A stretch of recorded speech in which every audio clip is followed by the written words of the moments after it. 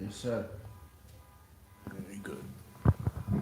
Check. All right.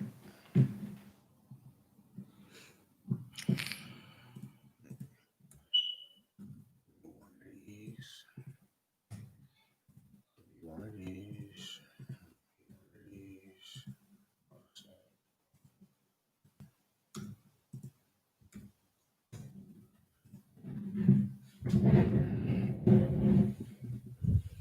All right, Akim. All right. I think we got a lot of people online. We can go ahead and start this on up. Y'all got questions or comments? Y'all go ahead and start getting them ready. Get y'all questions and comments ready. We're gonna start taking those first. Or rather, questions. I'll be saying questions and comments. I really need questions.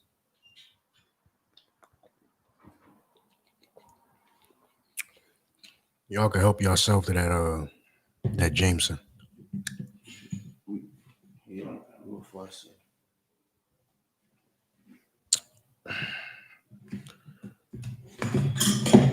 About 2 seconds. Let's get there. Can't wait to get this new motherfucker. This new camera. All right. Our games, they have it. 1 second.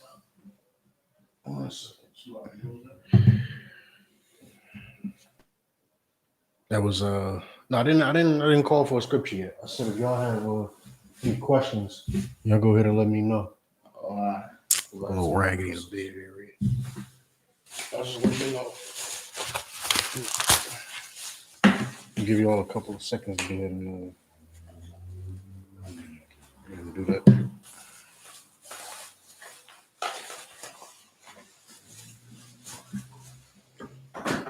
No, you just post a question. You got a question? I gotta say you got a question. Mother saw, hand me that bag over there.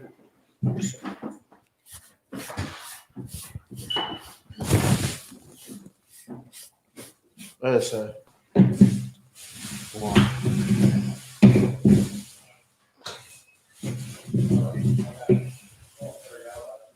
All right, you good? You good, sir? Make sure you grab them both.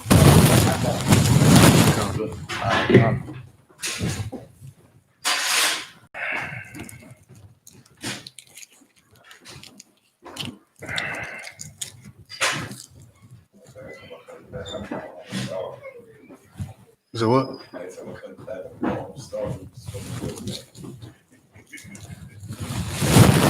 1 second. I'm watching online.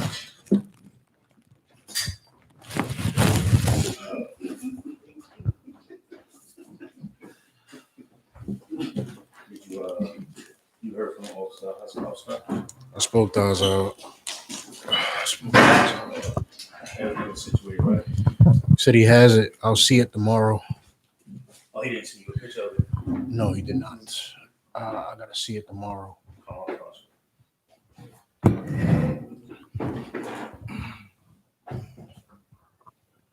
Shalaki. Wonderful time.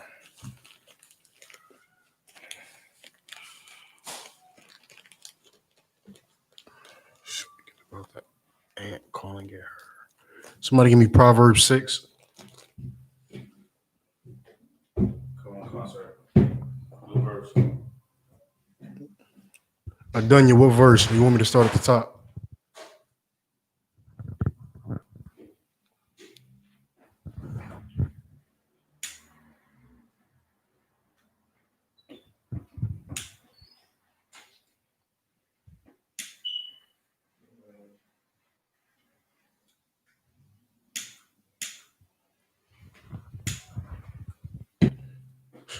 I gotta wait for him to reply. Slack Yagim. He said I was going.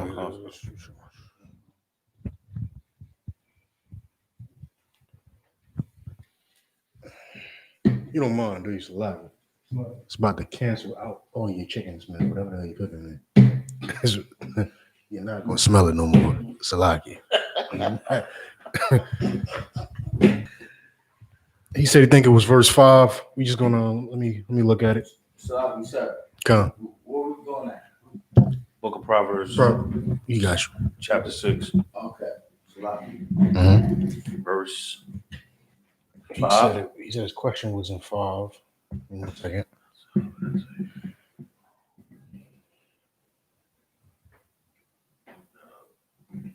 You just want to break down the dunya. Make sure, especially when y'all typing in, y'all got your questions. Tell me what you need. If there's a specific part in the verse you need understanding on, or if you just want the verse broken down. That way I don't gotta waste time waiting for responses.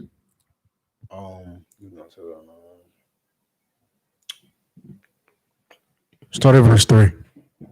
Cut on car. This is the book of Proverbs, chapter 6, verse 3. Do this now, my son, and deliver thyself when thou art come into the hand of thy friend.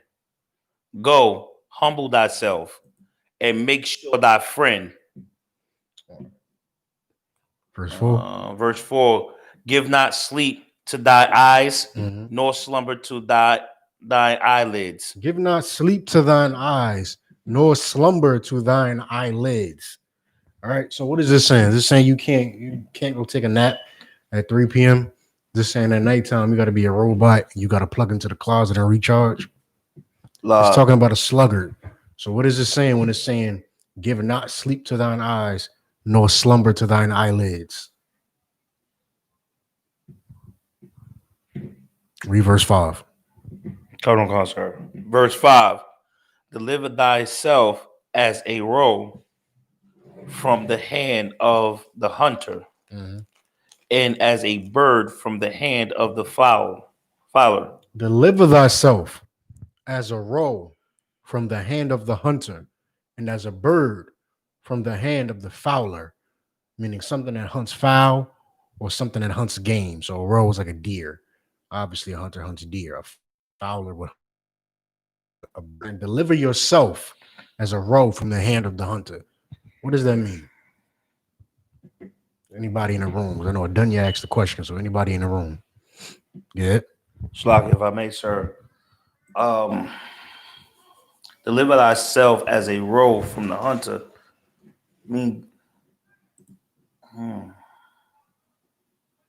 Meaning like deer, like they say deer eyes, not deer eyes. Like how deer get away from hunters. What is a sluggard's main problem? It's damn near in the name. It is in the name. What's a sluggard's main problem? Anyone? I think he had to take the mic.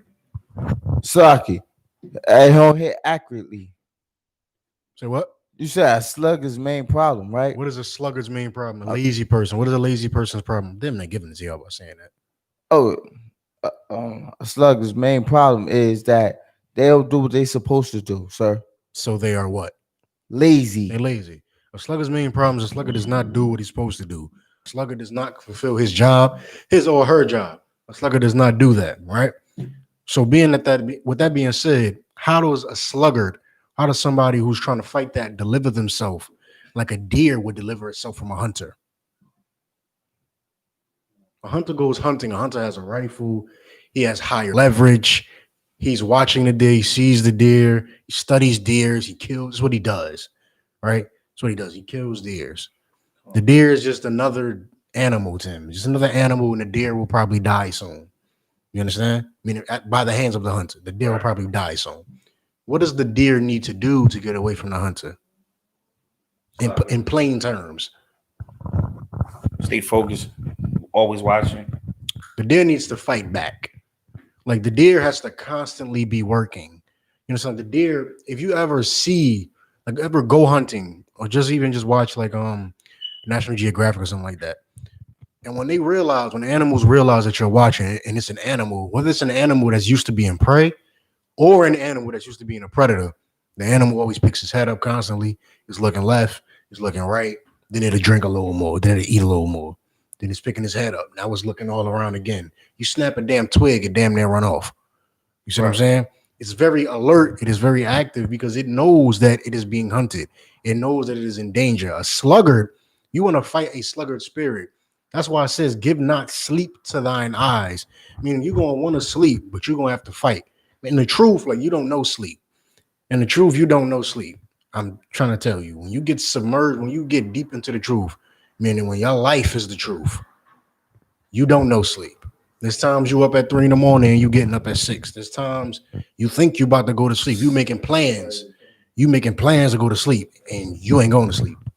You thought I'm gonna be in bed by 10, and next thing you know, it's 4 in the morning and you halfway across the damn country. You have no clue how this happened. You ain't got no damn clue how the hell you crossed the country at 4 in the morning. You supposed to be in bed by 10 o'clock. You have no clue how the hell this happened, but you just rolling with it. Give not sleep to thine eyes. Don't prefer sleep over the hunt. You understand?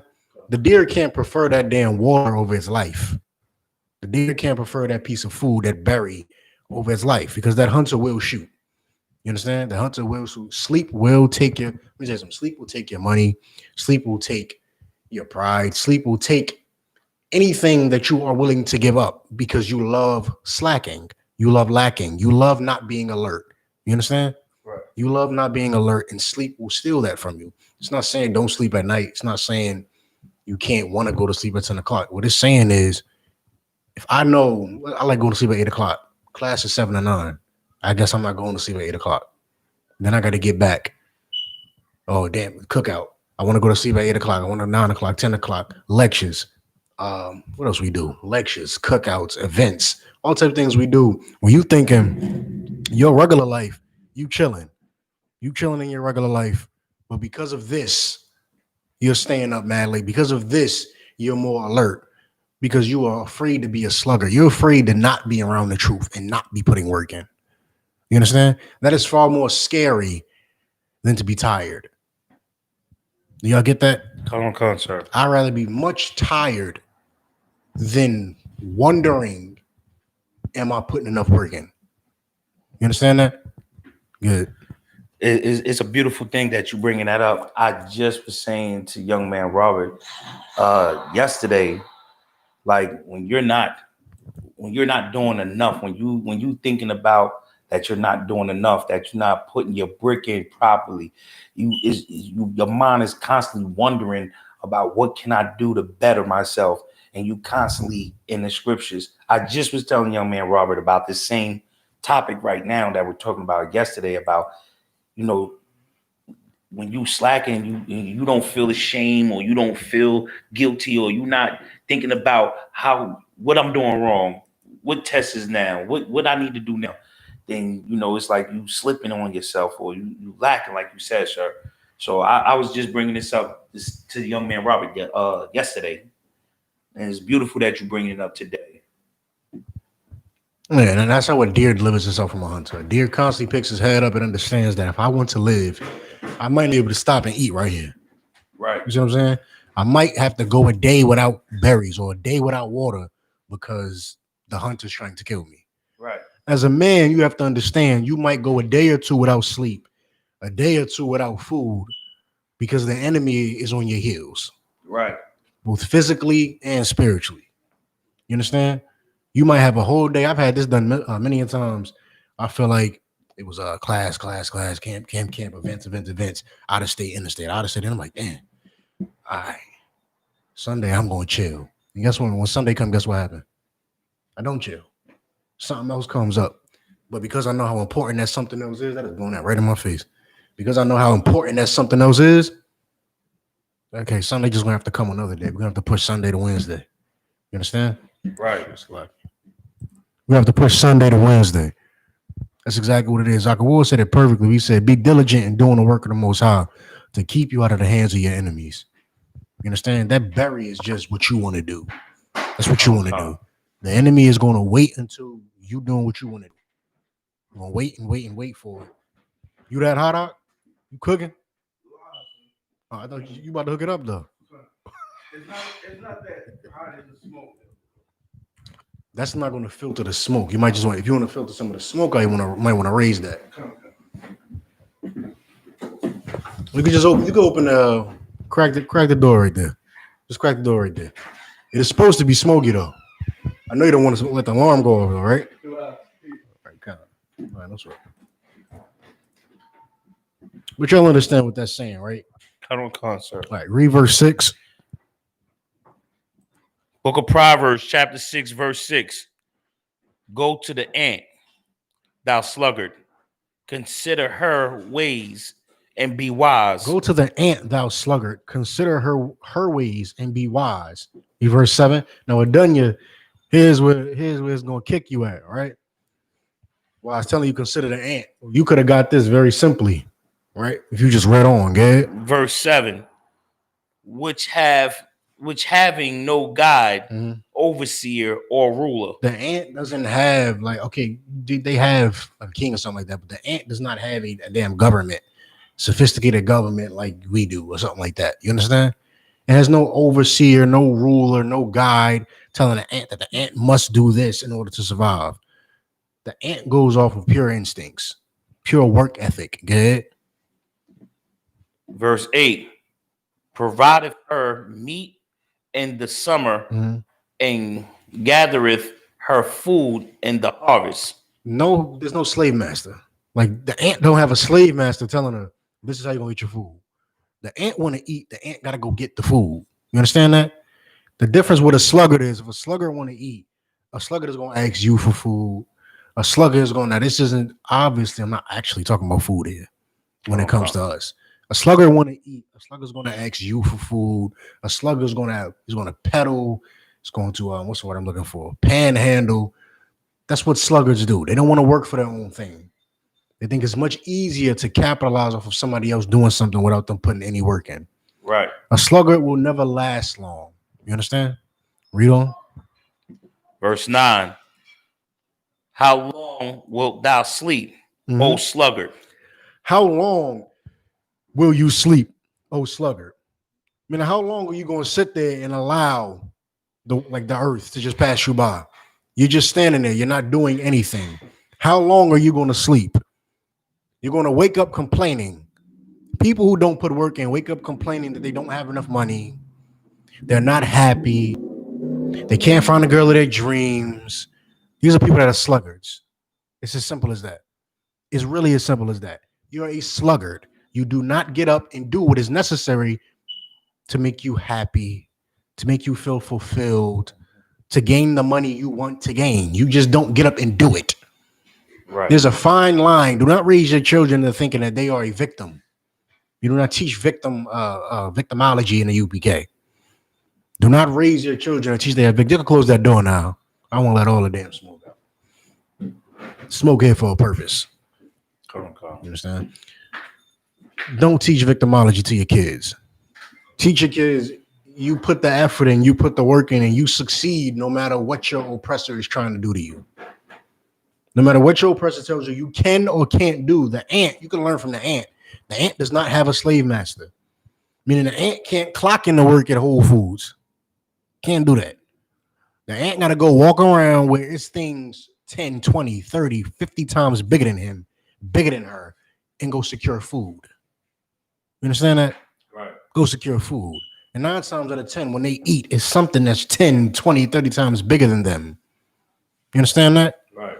And it's not a slugger. And then they drag it back. They drag it back to feed everybody. Like, you cannot complain about your life if you are unwilling to do anything about your life. You can't do that. Whether we're in America, whether you're in the kingdom, whether you're in Russia, it does not matter. You cannot complain if you are unwilling to do something. That is the same. Y'all can get down on that. How about that for y'all? Oh, that's right.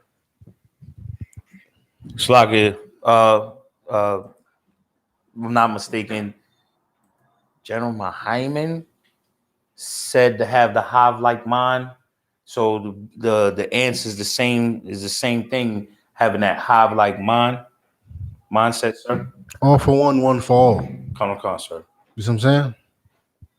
It's just like that. We all support one another, but okay, a hive like mine ain't too much on the subject of the ants, though. The ants have a hive like mine, but as far as your individual work ethic, it will make the hive mind grow, and that's what fuels the hive mind. Right. When each individual person puts work in, you put your brick in.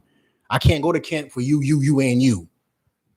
I can only go to camp for one person because I'm only one person. I can't be me and show up with 5 bodies. It's impossible. So I can't put your work in.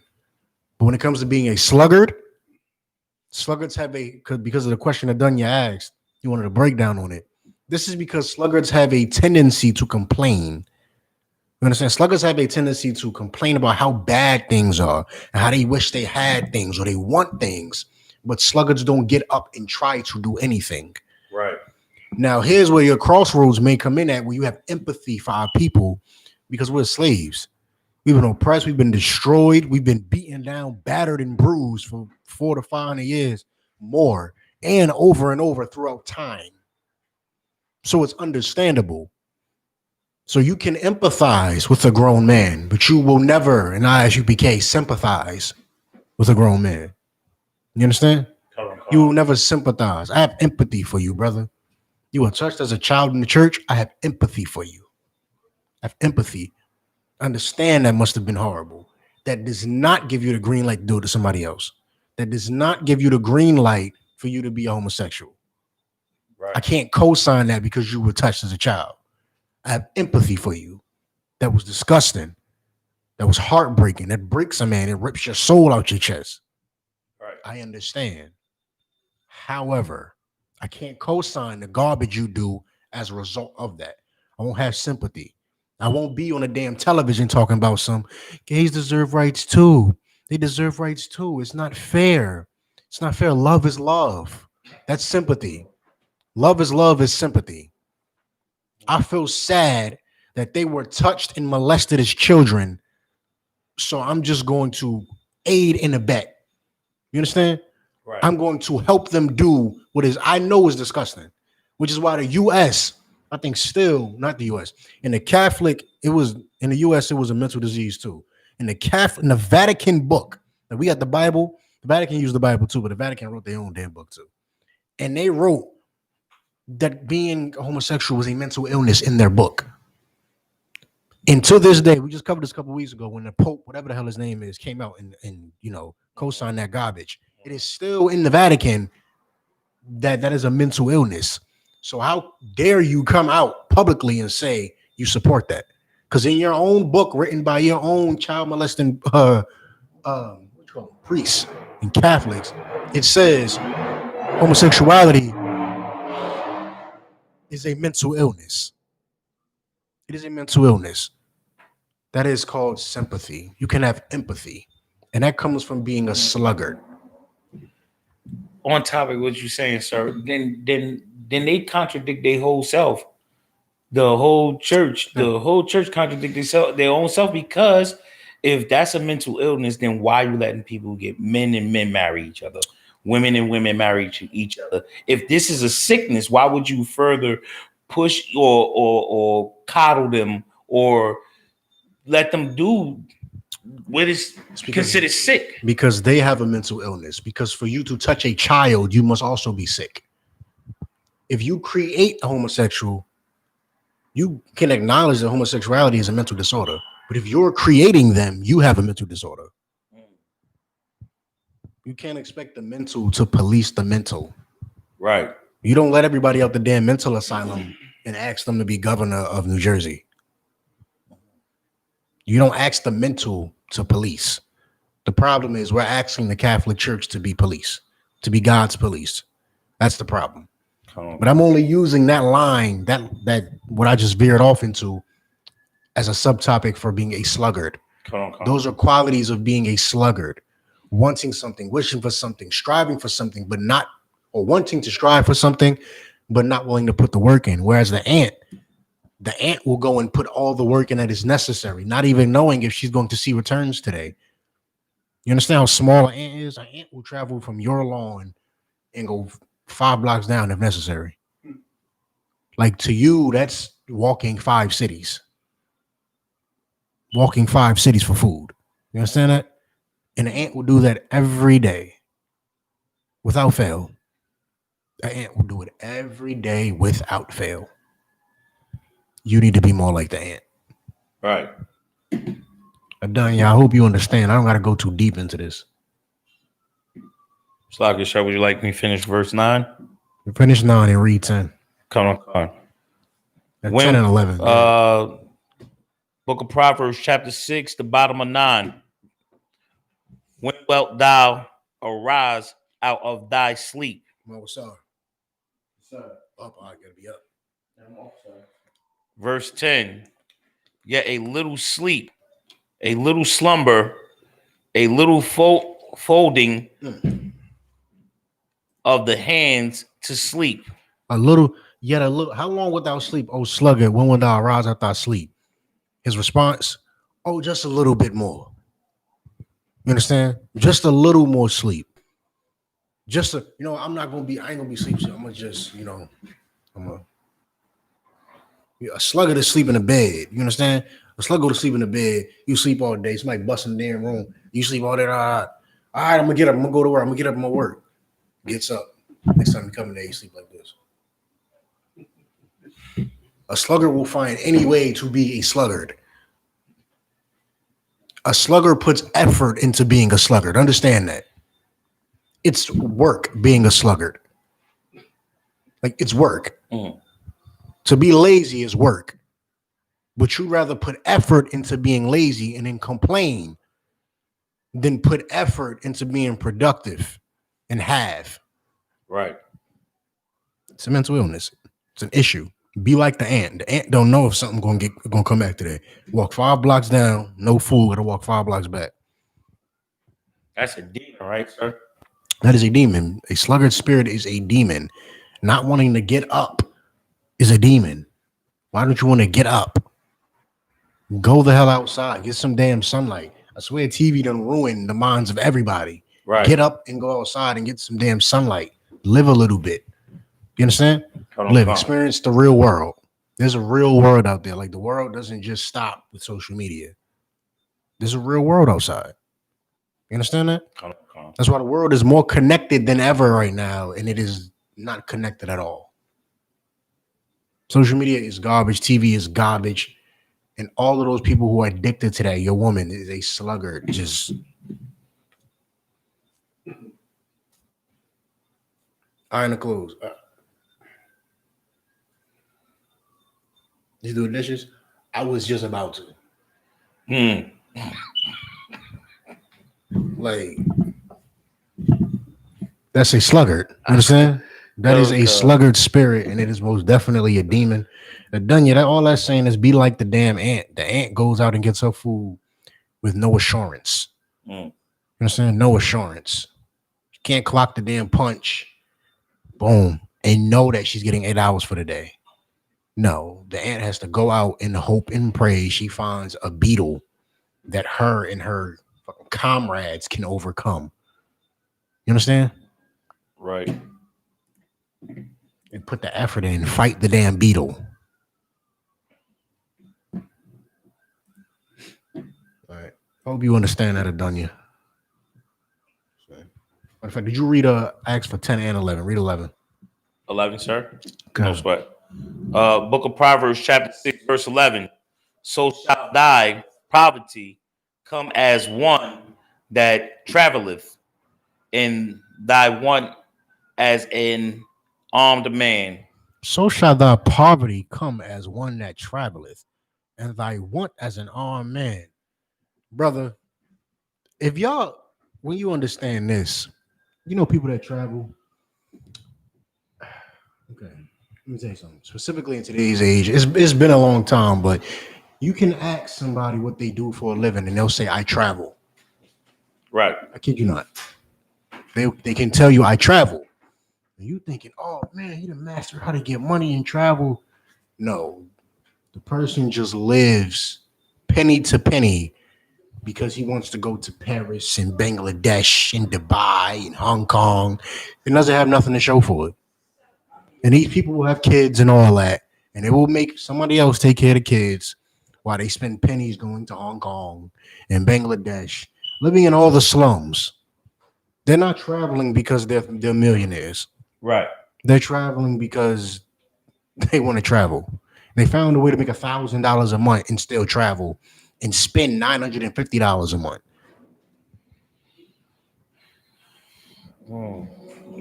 Your poverty will come as one that travels. It's going to come like somebody that travels. And thy want as an armed man.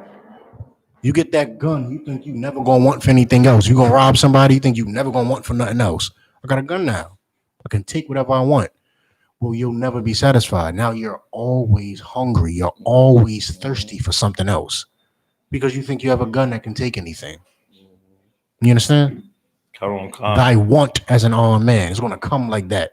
Your slugger will come very quick, very often, constantly, constant. And you'll be poor.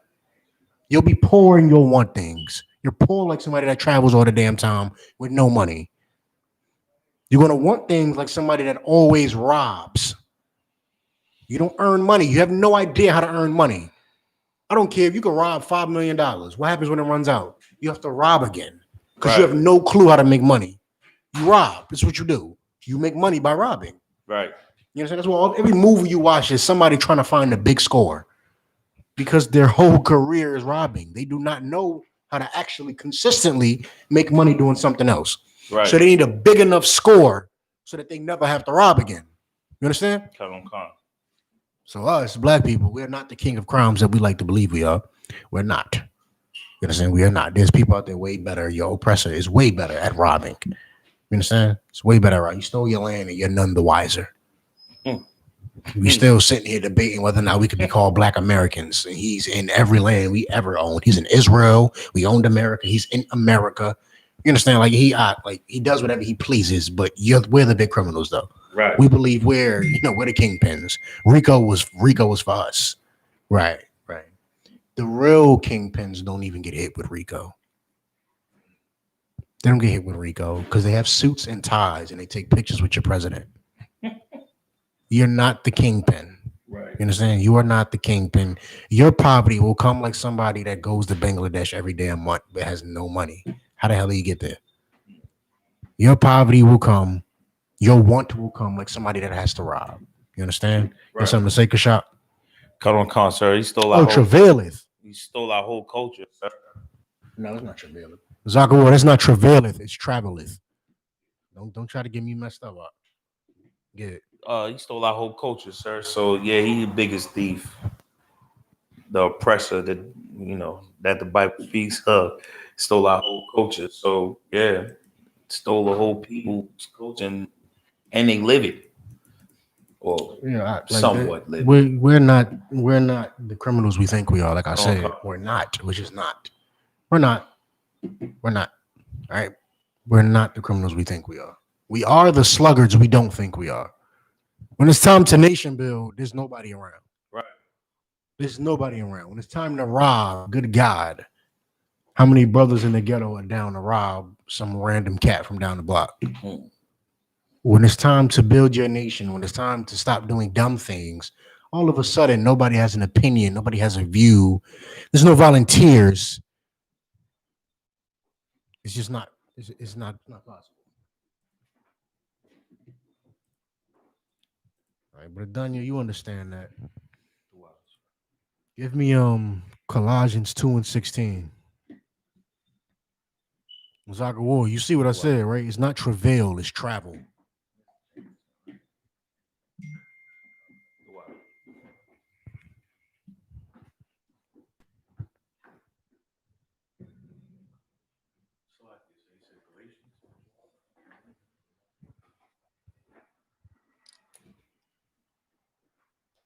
You're not gonna be poor. The difference is you're not gonna be poor from trying, Zachariah. You're not gonna be poor from putting the effort in. This is so shall thy poverty come as one that travaileth, and thy want as an armed man. You're not gonna be in poverty if you're putting work in. That's not what this is saying. You're gonna be in poverty as one that moves around all the damn time. Now, this is saying travail, then this is obviously a misprint, but it says traveleth in front of me. Unless you show me travail. I believe y'all all see travel, don't y'all? Travel. Kind of. All right, no sweat. Give me what he asked for? Give me Colossians 2:16. Colossians 2 and who, sir? 16.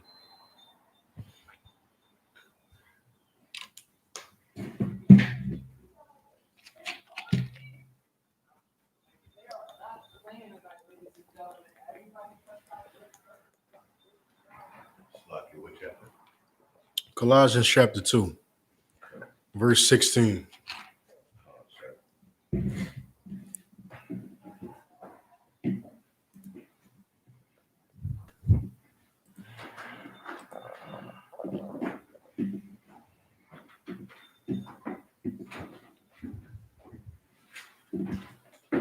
What's going on?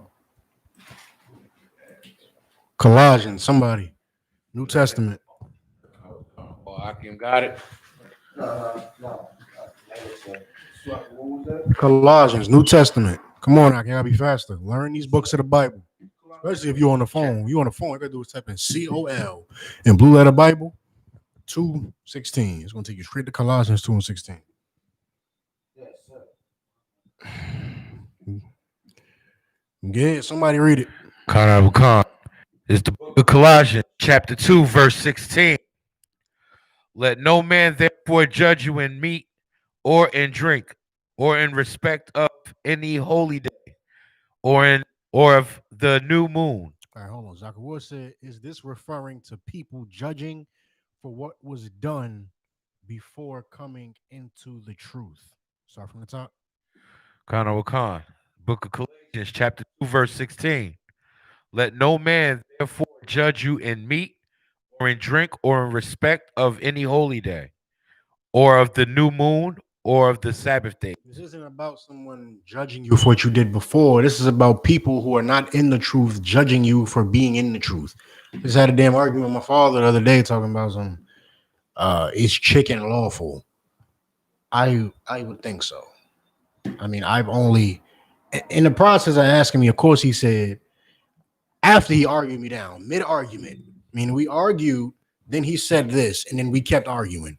Said argued, and then stopped and said, "Oh, I know you know what you're talking about," and then continued to argue with me about whether or not chicken was lawful. So I mean, it's like people are trying to because he's a vegan. He's a vegan. You see what I'm saying? And he knows I eat a ton of steak. I eat a ton of steak. I don't apologize for it. The cow is here for me. Like I'm not here for the damn cow. The cow's here for me. So I eat a ton of steak. He said, "Oh, I know you eat that." Oh my God, I could tell y'all the whole damn story. Point is, don't let somebody judge you in meat or in drink. Don't let somebody tell you can't drink liquor. Y'all be drinking, man. They try to say it all the time. The general be teaching and he be drinking liquor while he teaching. I should pour a cup right now. Just somebody said that. Talking about some the general be teaching. General Muhammad be teaching, and he be drinking liquor. You ain't supposed to do it. You supposed to be sober. Obviously, you don't know nothing. You know nothing at all. You know nothing. Kashak? Slack yourself. All the stuff you bringing up today, I've been having arguments all week. My brother just said, I can bet. my brother said, yo, I'm doing something Thursday. What's Thursday? Oh, I just want to do something with the family. All right, it's Thursday. I didn't know Thursday Thanksgiving. So I said, just today, I'm like, I walk away and I'm going to get in my car. I'm like, yo, I'll be back after class. You go have a sip or something, chill. And I walked back. I said, wait a minute, Thursday Thanksgiving? Nah, I ain't doing that. He said, but you still drink. I said, that's lawful. It's lawful. And then a rib that, she's like, oh, you still drinking devil juice, right? I'm like, devil juice?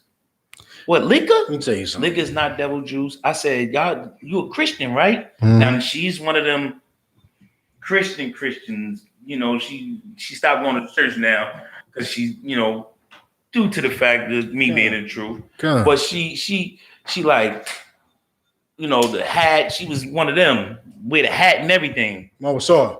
Come on, them glasses off. Take them glasses off. Some light in your face. She was all of that Christian stuff. So I'm like, wait a minute. You want to go do the Thanksgiving thing? You say this is devil juice. You're a Christian, right? You read the same book that I read, right? The same Bible, King James at that, right? Don't it say he was a wine bibber? What that mean? What does that mean? Like, explain that to me. You'll sit, run around, talk about how all that crazy stuff, and don't even know what the hell you talking about. Talking about you talking in tongues. Really? And you got something to say about me drinking? Yeah, she Okay. she was summoning Trump to your doorstep. That's what she was. No, she was calling Biden.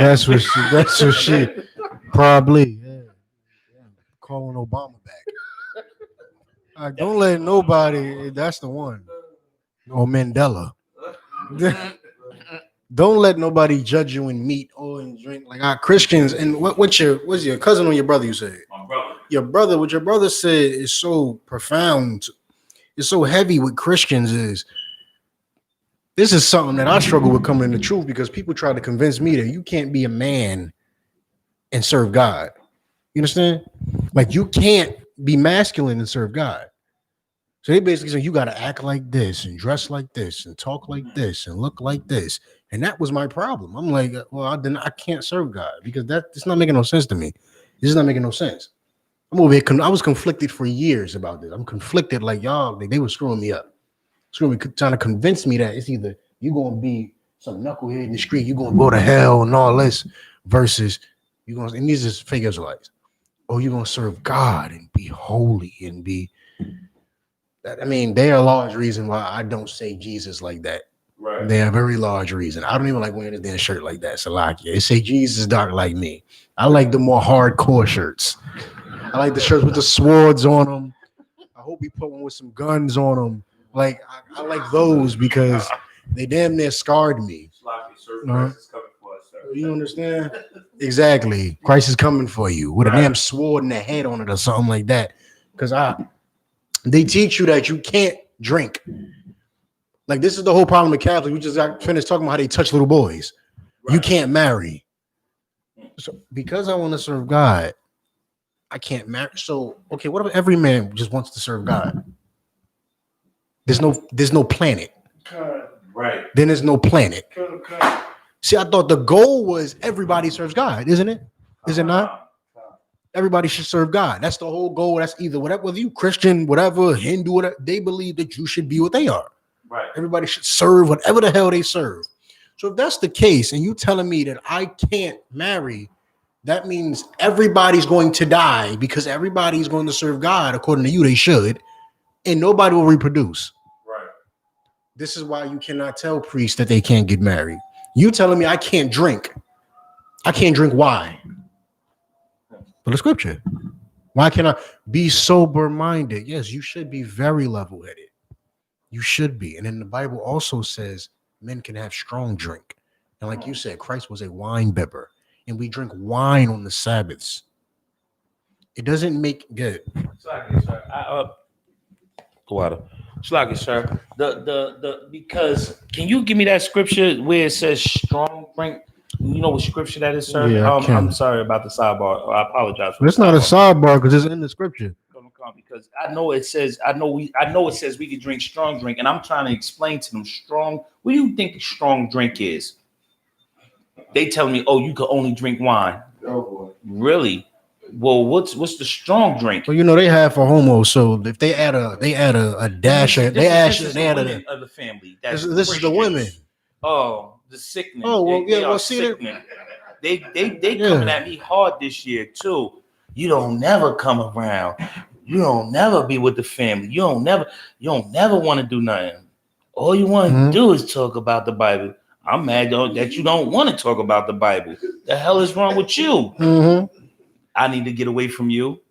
You alienate yourself. You don't want. Nope. Yup. I am. Yup. Right now I'm studying for 2 tests. You don't even understand. And nope. Let me get the hell away from y'all. I forgot it was Thanksgiving Thursday.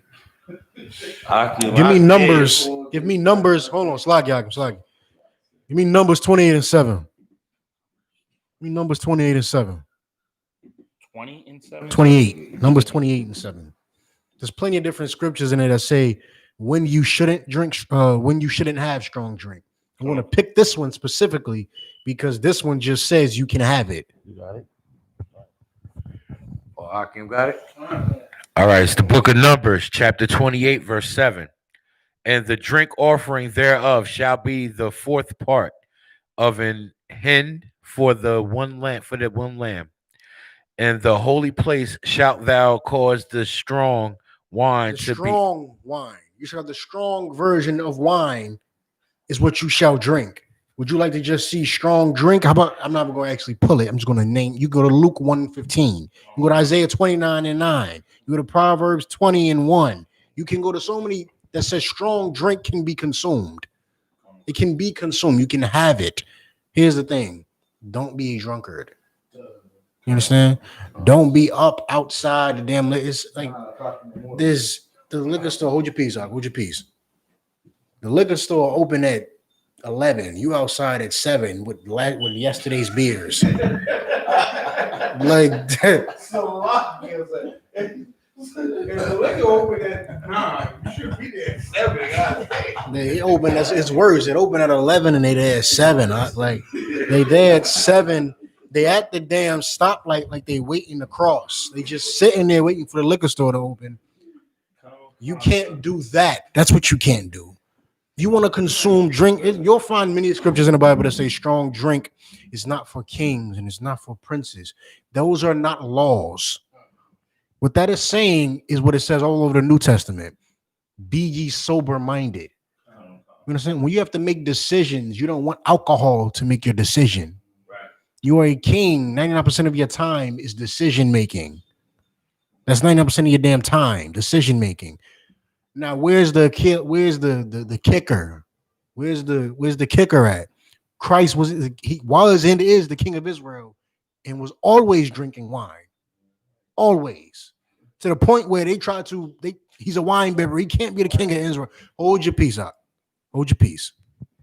Hold your peace up. He's a wine bibber. You understand? Right. He's walking around drinking wine. Oh, you can't be the King of Israel. You always drunk. Your eyes always red. Not drunks. You know what I mean? Your eyes always red. You always got wine. You always drinking wine. Every meal you got wine. We all know who Christ was, though.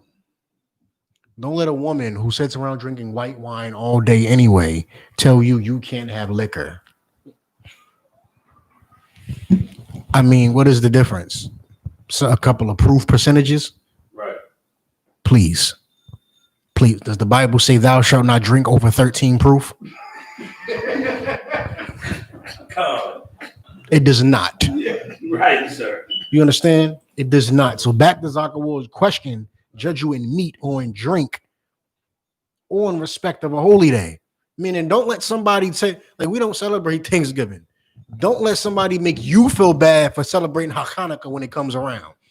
Because you don't celebrate Thanksgiving, but you're going to celebrate some holiday you can't even prove is real. Yeah. I mean, I don't know what you want from me. I am. I 100% am. Yes, I am. Yes, I am. You don't even know Christ. You never seen him. I've never physically seen Christ, but I've seen Christ. Right. I've never physically, but I've seen him. You worship a God you ain't seen. Hey, I seen Commander YAHANNA. I seen the Most High. He act just like him. Don't let nobody shame you. I eat steak. I don't care if you're a vegan. You want to be a vegan, fine. There's no law saying you have to eat meat, except on the Passover. Right. So I don't care what you do with the rest of your time. You're not me. What do I care? You're not me, but I'm going to eat steak. And you're not going to tell me I'm not going to. Right. That's where the misunderstanding happens. Don't let someone judge you in meat, judge you in drink, judge you in holy day. You understand? Right. And then the people who always do this are always someone who is afraid to eat meat. I kid you not, my father, my stomach, man, I can't digest the meat properly. I was not going to get into all that. I just wasn't. Is it possible? Yeah. Have I known him longer than he's been a vegan? Yup. Could he digest meat? Yes, he can. Was I going to get into that whole damn argument? No, I wasn't. You don't want to eat meat? Don't eat meat. I don't care. But these arguments, don't eat meat, comes from people who are afraid of a cow. You're afraid of beef. You're afraid of chicken. You're afraid of a damn lamb. I know you would never cut the neck of one to eat it. I would. I'd slice the neck. I'm not afraid of beef. I'm not afraid of lamb. It's just what it looks like before I eat it. That's it. Right. I don't serve the cow. You understand? I don't serve liquor. Liquor serves me. You know how long I had that bottle? I don't know if y'all seen that bottle was damn near full. You saw it. That bottle was damn near full. Had that bottle about for like a month. About a month. Liquor don't serve me. It's like I don't serve liquor. Liquor serves me. When I feel like drinking, I drink. Right. You understand? Meat serves me. I want beef, I eat beef. I want Jameson, I drink Jameson. You understand? And I want to go to Hanukkah, so I'm going to Hanukkah. Right. It don't make no damn sense. You're not going to judge me because of it. Let no one judge you in that matter. Because while you worry about what I'm doing for God, you're going to Thanksgiving. While you're worried about I'm drinking Jameson while I'm teaching class, you're coping with depression by knocking Molly's back. Please. Right. Please. You're the last one to talk, please. Right. While you worry about my meat consumption, your doctor keeps telling you, I don't know. I think you should eat some. I think you need some eggs. Your skin keep breaking out, and you save the animals. So you save the animals. so save the animals, please. You and your decisions are going to save the animals, 100%. That is right. That's right. That's 100% right. You're going to do it. You're going to do it. That's right. Please. The new moon and the Sabbath days, it's all self-explanatory. Everything is saying here, somebody's going to try to judge you for it. Right. They're always a hypocrite. They're always doing the exact opposite, meaning sinning, or they're just too weak to do what you do, so they judge you for it. Right. They want to go to camp, but they're weak. So they come up to the camp after they walk out of magic sneakers and say, well, y'all spending your Saturday here. Y'all don't get no money. Y'all don't do nothing. All right. You just wish you was here, don't you? Well, I understand, brother. It's all right. Maybe one day you'll get the courage to stop talking from the sidelines. Because Lord knows he gets on Facebooks and type how much black power he is. Right. All right. Maybe one day you'll get the courage to just stop being on the sidelines. All right. That's all this is saying, Zaka War. You with me? That's all this is saying. People are going to judge you in meat. People are going to judge you in what you drink. They're going to try to judge you in respect of a holy day, new moon, Sabbath days, all of that. And then read verse 17. Verse 17. What we had again, sir? Which book? Colossians 2 and 17. Slack. When y'all ask a question online, make sure y'all try to communicate with me best as possible through the chat, so I know y'all following along. 2 and 17. All right. Akim got it. It's the book of Colossians, chapter 2, verse 17, which are a shadow of things to come, but the body is of Christ. It's going to get worse. I'm going to get so much worse. You're considering me eating the cows now. Wait till the kingdom. I'm going to have a farm. We have a farm in, what is it, Texas? We have a farm. Right. You think it's bad now? Oh, I'm going to raise them. I'm going to raise them. And then I'm going to eat them. You think it's bad now? I'm going to raise them. Salakia. I am going to raise them and then eat them. Think it's bad now? You understand? Mm-hmm. Think it's bad that a couple thousand of us do the holy days now? Oh, you're going to hate us. Right. You're going to, when the Passover come back around, oh my God, you are going to, UPK will be, whoever is in office is going to dedicate the entire task force of the FBI to stopping the Passover, because there's going to be so many black men with boots and beards and braids and looking rough and rugged with attire they haven't seen for thousands of years on their body. They're going to be shocked, upset. You think it's bad now? You think Hanukkah is going to be bad? It's like in 2 weeks. You think it's going to be something then? Wait till they open the country back up. Oh, good Lord. Come. Salakia, sir, was you there for the slaughter of the lamb this year? I was not. I could not make it. Right. Okay, you wasn't there. I was there. Sir, I do understand exactly what you mean about slitting that neck and going in there. Yeah. Men are not, a lot of people, the ones that they call themselves gangsters on the street that shoot everything, they can't do that. They can't. They squeamish. They can't do it. I said it to somebody. I said, yeah, you know, slit the neck, and they said, what? You did what? Yeah, exactly, because they think it's ritual. Like, you're cutting the chicken and you did- sacrificing for people. You did. That's what they think. They think slit a lamb's throat. They think you're doing Why voodoo. would you do that? Oh, they did it, skinned them, and then chopped them up, shared them with the brothers, and put some on the grill. They looked at me with like you are Satan. You don't serve Satan. You're Satan. Right. What the you into? Like, what's up Right, with you? yeah, precisely. I done joined the coat. And I'm down, and I'm drinking Kool-Aid too, and it's good. Y'all should come get some. Come with me. Everybody's scared to come. I said, just come to one class. They don't want to come, sir. Let me tell you something. Of course they don't. Of course they don't want to come. Of course they don't. We actually kill the lamb we eat. We're not afraid of the lamb. You understand? Not afraid of the beef. You think we're going to raise all these animals to cuddle them? No. That's food and clothing. Pet, that's clothing. Like, geez, I need some fresh leather. And let me tell you something. Y'all celebrities will wear leather, but they'll never go get the leather. Right. They'll never go get the leather. I'll go get the leather. I'll clean it and get it and put it on my body, and I'll decorate it, and Right. Shalagi, so also Hazahav has my the extra for my lamb, the skin. I gave it to him so he can make garments. Yeah, I've seen it. He didn't offer me some. Right. So he's beautiful garments too, sir. So people don't think about that. They don't think about where the clothes that you got on your back and where is it coming from? The leather belt, them alligator shoes that you like. Where you get them from? Where they come from? It's the land of convenience. It's the land of convenience. It's the land of I want to eat meat, so I just go to the supermarket, and then you find out you have to kill an animal to get meat. Right. But you're so soft and so conditioned by America is, oh my God, no, protect the animals. You didn't have a problem with like I can get into that, and I can dive so deep into that because it disgusts me. Like I said, you want to be a vegan, go ahead. Or you want to be a vegetarian, go ahead. Or you don't want to drink liquor, please. I barely drink liquor. Go ahead. I don't care. I really don't care. But what you're not going to do is pretend it's a sin.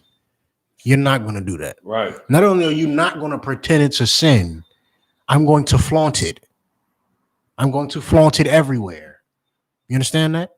I'm going to flaunt it. I don't support none of that. I'm not going to get too deep into it. I don't support none of that garbage. You understand? I don't do it. We do not support that. We have no problem killing our own lamb. Right. We have no problem drinking a cup of liquor while we doing class. It's not an issue.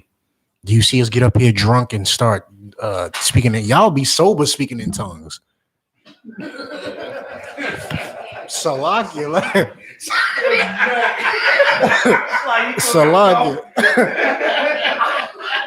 Salakia. Y'all be sober speaking in tongues. Like,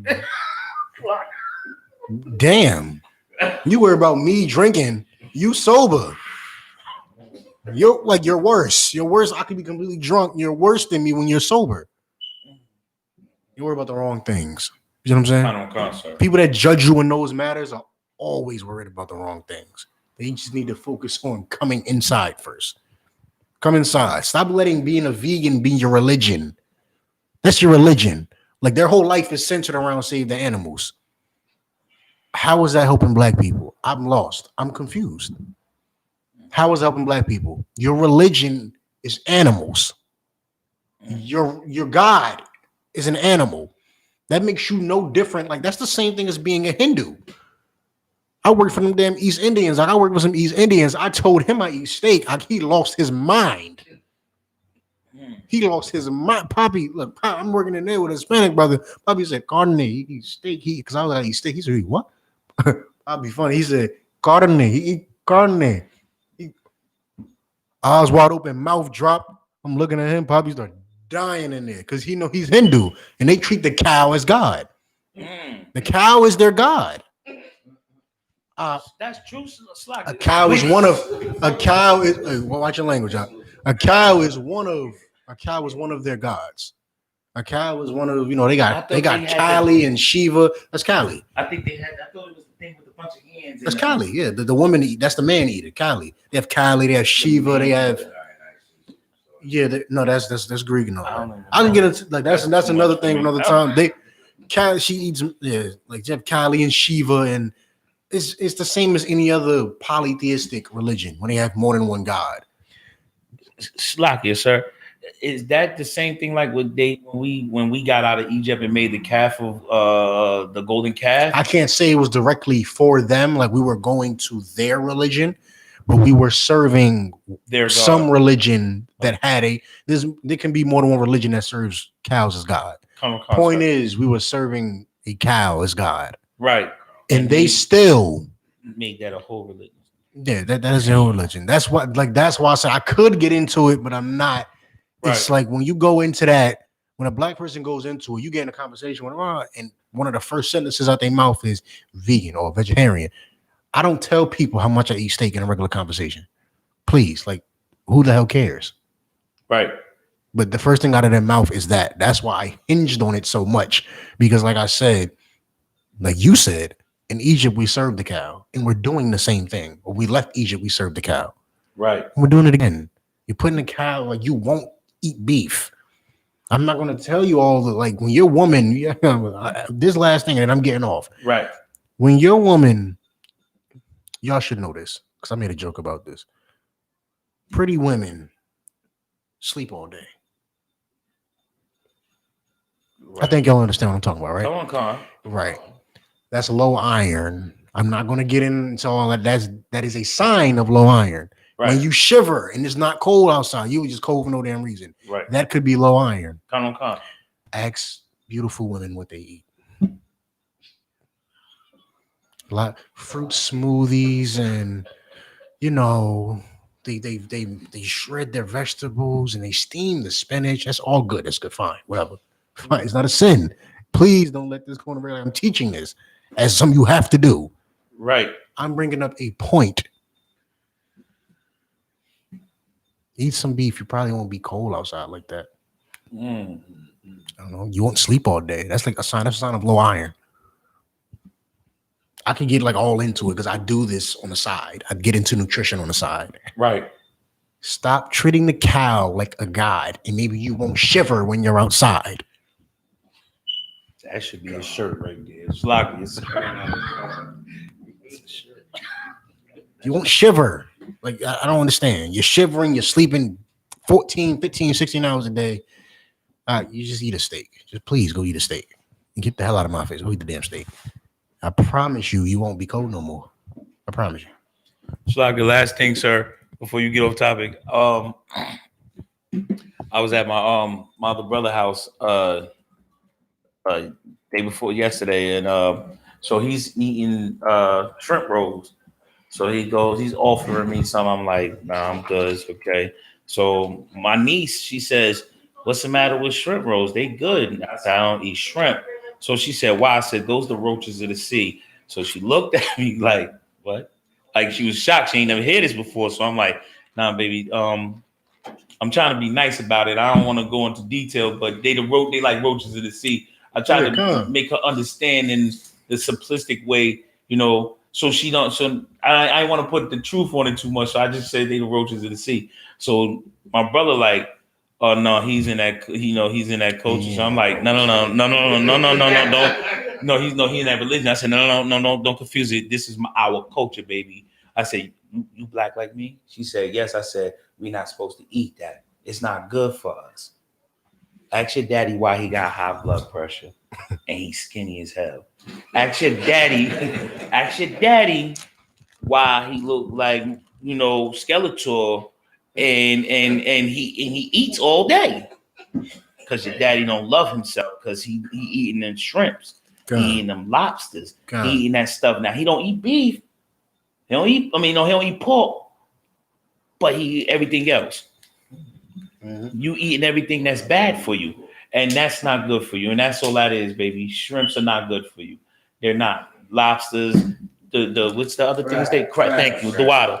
crabs and them things. None of that stuff good for you. So when you go get them crab baskets and all that stuff, that's not good, baby. That's not for us. Mm-hmm. And you know, she started asking me more questions, but I understand exactly what you're saying, sir. That stuff. It's a religion. It becomes your religion. Stop letting food be a religion. Right. Stop letting food be a religion. Like, I'm not gonna say and just I ain't think. I don't expect some. I know brothers in the truth that's vegetarian. On Passover they eat lamb, so that's all I care about. You know what I'm saying? That's all. Shalaki, when I first came, I told you the first time I came was when y'all was in the projects on 125th, not 115th, right? Mm-hmm. I was 15th. Yeah, 15th for all of them. Yeah. Right. I was going when I first 2 classes I went to was there. General Muhammad was teaching on Thursday. Then the new building, and then after that it was Passover. So I was a vegetarian. Well, not vegetarian. I wouldn't eat meat. Period. I wasn't eating meat. I would eat fish though. Pescatarian. Right. Right. Good. But then they gave a class, and it was like the class was like, man, this is for us. What are you talking about? Then I learned about the book of Leviticus and the dietary law, and understanding what we can eat and what we not supposed to eat. Bring the mic a little bit closer when you talk. What we supposed to eat and what we not supposed to eat. And I seen, and it was like, well, even though you don't eat, you gotta eat this lamb on Passover. And the breakdown was about why we eat the lamb. What was the purpose behind the eating the lamb? And then I was like, well, if I'm eating lamb and they said beef is good, what the fuck am I slocky? What am I doing? No, slack, because if you don't know no better, my motto always been in my life: if you know better, then you do better. Meaning you gotta do it. You gotta do the better. And if you're doing the better, then you live better. So if I didn't know, I was like, I wasn't gonna eat meat. I'm like, I'm going some health stuff, and I got around some brothers, and they like, what? I'm eating all of this, and I'm mashing it too. And then and they bringing food to the classes, and I'm like, yeah, I don't eat meat though. But then I got that breakdown about the lamb and why we eat lamb. I ate that lamb and enjoyed it, and it was good. And then I've been eating ever since lamb all the time. I'm eating the lamb. I'll go get some lamb just cause. And beef, that's the same. So I understand what it is. I think people have a problem with living other people's culture. That's exactly what it is. Our failure is living other people's culture, sir. That's 100% one of our failures, but that in particular is just black people want something to cling on to.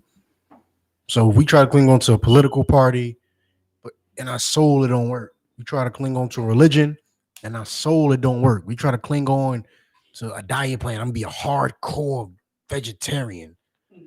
But in our soul, that's not what you're missing. You're just missing the Bible. Like that's it. You're trying to fill a void with everything else. Like your purpose can't be your diet. Right. Can't be your purpose. Your purpose can't be the political party you like. That can't be your purpose. Understand? But if you make the Bible your purpose, the Bible has all of that in it. The Bible has who you should vote for, which evidently is nobody, because you already have a king. You understand? The Bible tells you, I want to be a vegetarian. Okay, you can do what you want. Just don't eat this. And on Passover, you better eat this. Right. That's it. That's much, like, isn't that much simpler? Like, I can't tell you, like, when I argue with them, this is the last thing, and then I'm gonna get into my topic. I think the young man retracted his question. When I argue, not even argue, when I prove them wrong, when I prove people wrong about their takes on diet, meaning the Bible's diet is correct from a scientific standpoint, all the way up to whatever the hell you want to mention. Right. The Bible was correct. Their whole thing is either I'm doing it for the animals, or I'm doing it for this reason, I'm doing it for that reason. And they have like a whole life that's built around their diet. I can't build my life around steak. Like, steak is your personality. Right. Steak is your God. Steak gives you the law that you set for yourself, like the law that you follow. That can't be what I build my life around. I have to build my life around the Bible, around God. You understand? Right. And it just so happens that God said steak is good, and he didn't say there was an amount I can or can't eat. So I just eat steak when I feel like it. He said I can't eat shrimp. So I never eat shrimp. It makes everything so much simpler. Instead of trying to build your life around you so concerned with being a damn vegetarian. This is your life, vegetarian. Here's the crack problem. Here's the weed problem. Here's the political problem. Here's this problem. Here's 1,000 problems that real life people go through. Right. Meanwhile, this is you. And your damn bubble of your life is surrounded by your diet is your life. Your diet is your life. That can't be you. That doesn't work in the truth. Slakia, sir. Captain Katazar brought up a great issue on Cross the Line last night about how the Bible is being 100% accurate as far as timelines and history, and about dietary laws, about everything that it has in it. That's why that's beautiful that you just said about how I need to build my life around the Bible. Put the Bible in the middle of your life. Sir. Put the Bible in the middle of your life, and then watch this. I'm worried about diet. I'm worried about. No, I'm gonna leave all that alone. I'm worried about the Bible. Oh snap! The Bible covers diet. Oh snap! The Bible covers politics. Oh snap! The Bible covers drugs. Oh, and then you just deal with the Bible. You deal with the Bible, and you go in the Bible when you need advice on drugs, on politics, on food. It's so much simpler than your entire life being you telling me how I can't eat a damn cow. Right. Meanwhile, we fix everything else. We fix everything else. Lord knows why you became whatever you became. Meanwhile, we fix the drug heads. We fix the drug dealers. We fix the gangbangers. We take people out of the church. We take churches. You understand? We do things. We actually do tangible things. You wouldn't even know about a famous vegetarian if it wasn't for the internet. Because who cares? Right. Nobody cares. You do know David. You know Solomon. You know Isaac. You understand? You know people who do things, who do real things that affect real people and cause real change in the earth. So do not let anybody judge you, because I don't let nobody judge me because I want to eat 1,000 steaks. I don't. I've eaten like 5 pounds of red meat in the day before. Leave me alone. Right. If my doctor says I'm healthy, leave me alone. Right. It's that simple. It's really that simple. Don't let nobody judge you in a matter that is covered by the law. All right. Drop that. Give me stay in Colossians. Drop down to 8. Colossians, sir. Yeah, drop down to verse 8. Chapter 2, verse 8. This is perfect that we talk about food. I like this. I ain't even gotta go nowhere because we got Corona Thanksgiving coming up.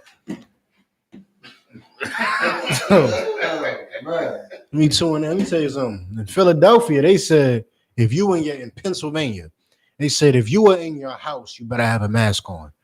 Guess where I'm not going? Pennsylvania. Yes. Oh. They said if you are in your house, put a mask. Hey. This is class. In Pennsylvania, they said if you are in your house, have your mask on. How they're going to enforce that? Who knows? Right? Who knows? Slakia, sir. What's the mayor of New York, sir?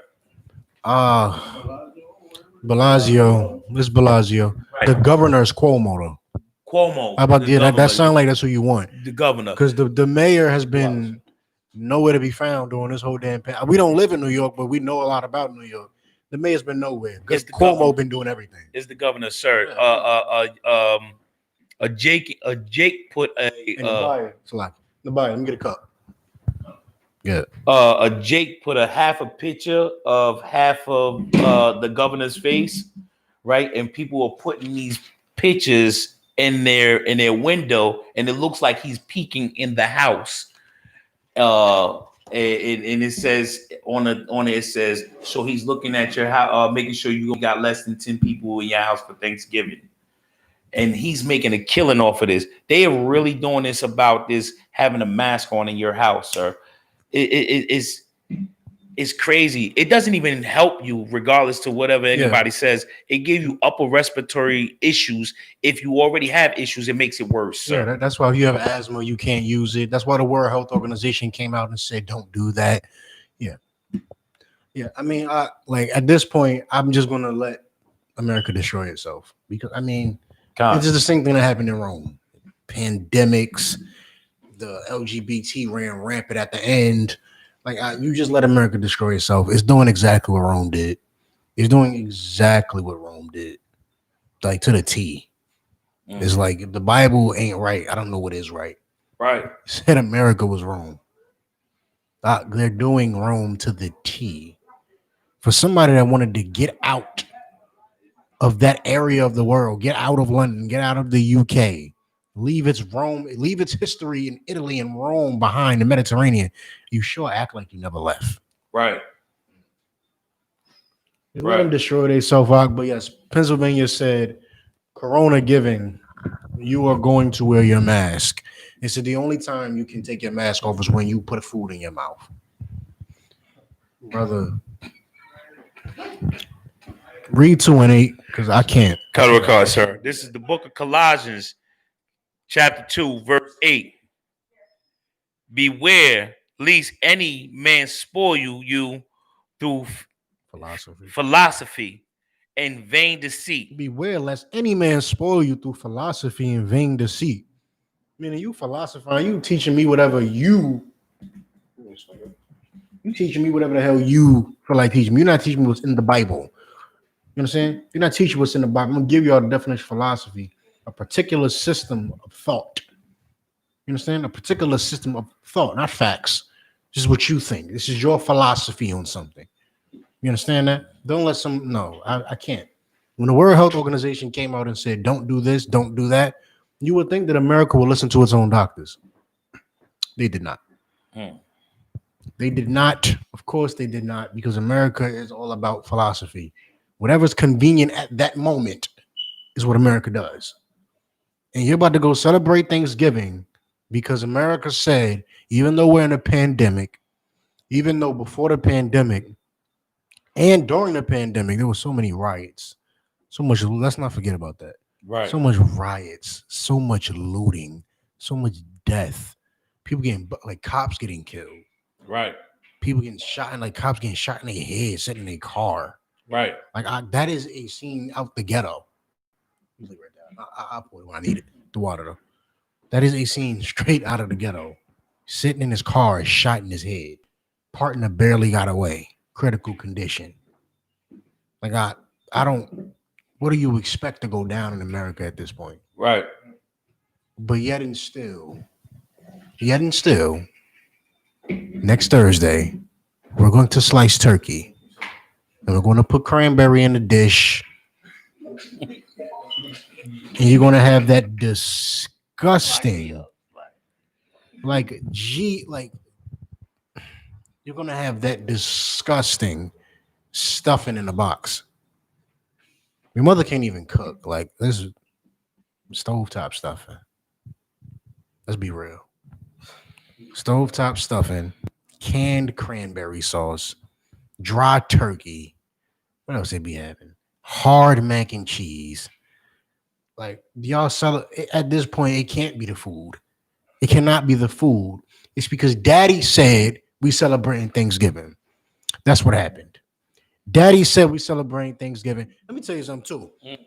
Biden said before he got elected, or he was the president-elect for right now, whatever the hell they got going on with legal cases. He said, what's up, Bob? Is it on topic? Yeah, it's definitely on topic, sir. My sir, one of the officers out in Pennsylvania, the one that wore the fatigues, army fatigues, in Philadelphia, he was talking about how Biden was talking about he was running for senator instead of being president. He has Alzheimer's, probably has Alzheimer's and dementia and whatever the hell else he got. Right. But he shouldn't forget when he said this. When he said he said, you're going to be sitting at the Thanksgiving table. And the top of the table, we all know who sit at the top of the table in families. The patriarch, the father of the family. Right. And the top of the table, that chair is empty because of COVID. I said, hold on.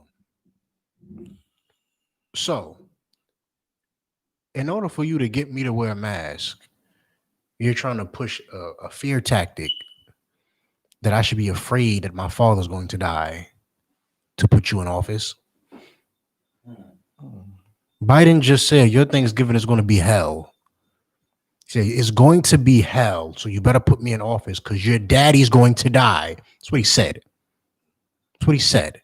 He said the top of your table is going to be empty. So we put him in office, and we still celebrate Thanksgiving. You must not care about your father. I mean, if you telling me if I put you in office, ain't nothing you could do to stop it. But COVID is just so bad. COVID's so bad that when Thanksgiving come around, your daddy gonna be dead. You would think that I wouldn't be concerned with Thanksgiving, wouldn't you? Right. You would think that my concern would be with my family's health. That's what you would think. Coronavirus going on, Thanksgiving rolling around. You would think you would remember how smallpox decimated the Indians. Right. That's right. You would think. But no. What are you gonna say about the food? That food is disgusting. It's disgusting. I had good Thanksgiving food maybe 2 times in my life. 2 times. And all it is regular food cooked on an evil day. Right. So why can't you make it in March? When else, honestly, when the hell else do black people cook turkeys? Never. A whole turkey. Never. Slocky, sir. No. I cook whenever. I understand you may cook a turkey whenever. Let's speak for the entire nation. The entire nation do not cook no damn turkeys in the middle of March. Right. In the middle of March. Maybe some of our mothers did. Maybe some of our aunts did. Maybe some of us do. I could go whole damn bird myself as well. Right. However, nobody does that in the black community until the 4th Thursday in November. When the 4th Thursday in November come, giving the mic. When the 4th Thursday in November come, we all cook turkeys. We all eat stuffing. We all eat cranberries. Get it? Salakia, sir, if I may, don't forget the last week of December. That's the only other time that people, whether no matter what nationality or nation they from, cook turkey in this day and age. Thanksgiving, so-called. Say that again. The Thanksgiving and Christmas are the so-called 2 holidays that they cook turkeys that I could think of. Thanksgiving and Christmas? Yeah, Christmas as well. It's almost like a repeat of Thanksgiving. It's like they remixed the same food they made the month before for that month. Same dish, same stuff. I guess. I suppose. Almost in the same spirit. Only difference now we got gifts and we decorating the tree. It's the exact same spirit. Right. It's the exact same spirit. It's actually, let me tell you something. Thanksgiving is celebrating the death of Native Indians. Christmas is supposedly the birth of Jesus Christ, when we all know Christ was not born anywhere near December. So, Thanksgiving is a philosophy. Thanksgiving is what you were taught to celebrate as long as you consider your oppressor your daddy. If that is who you answer to, then you should go and deep fry your turkey, bake your turkey, do whatever the hell you feel like doing. Go do it. Please go do it. Because you march all year, as always. You march all year long. You break every damn Prada store window you come across. You steal every Lacoste shirt. You take every Michael Kors watch. You take everything. You loot, you riot, you steal, you march, you say justice or else. We want justice. We want peace. We want justice. We want righteousness. You say all of these things. And then, since February, for years actually, but let's just keep it on coronavirus.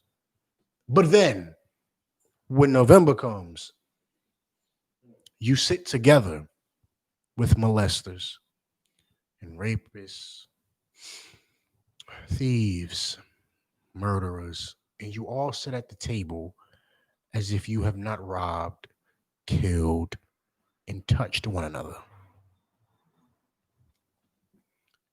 I refuse to allow Thanksgiving to continue, is what the Most High said. So he extended coronavirus through November. Right. And made the governor of Pennsylvania say, you have to keep your mask on in your house now. Right. Like, if that's not a sign not to do Thanksgiving, what the hell is? What is Thanksgiving? You eat food. Oh, I need you to shut your pie hole for all of Thursday, unless you're stuffing it. Slakia, sir. Same brother I was telling you about earlier. He just was telling me, oh, the government about they supposed to be dropping another stimulus, not a stimulus. They dropped the 1,800, right? And they supposed to drop another 1,800 on Tuesday, if I'm not mistaken. For who? The world. Well, not the world. Well, United America, States, America, our world, right? Come on, sir. But they supposed to be dropping another 1,800. What's that? So, what's got to do with Thanksgiving though? My thoughts is this time here, Thanksgiving, Christmas, what's the other one? Black Friday, New Year's, all that. These holidays, right?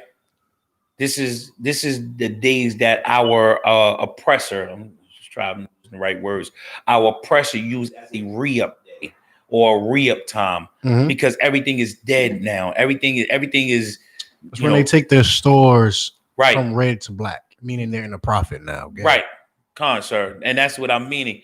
But the money that the government gives you, quote unquote, you're going to take that and go and dump all of that money into a Thanksgiving. Slakia. A Thanksgiving for one day, sir. And then what about the rest of the month? What about the rest of the month that you have to live, or the rest of the year that you have to live, when you're not receiving any type of financial assistance, or you're not working due to COVID because your job laid you off because it's COVID-19? So what about all of that, sir? What about they giving you money, but you're gonna go blow it on a Thanksgiving day? My bad, on a Christmas day, because your kids need this toy. Me, Matthews 15:1. Kind of one, sir.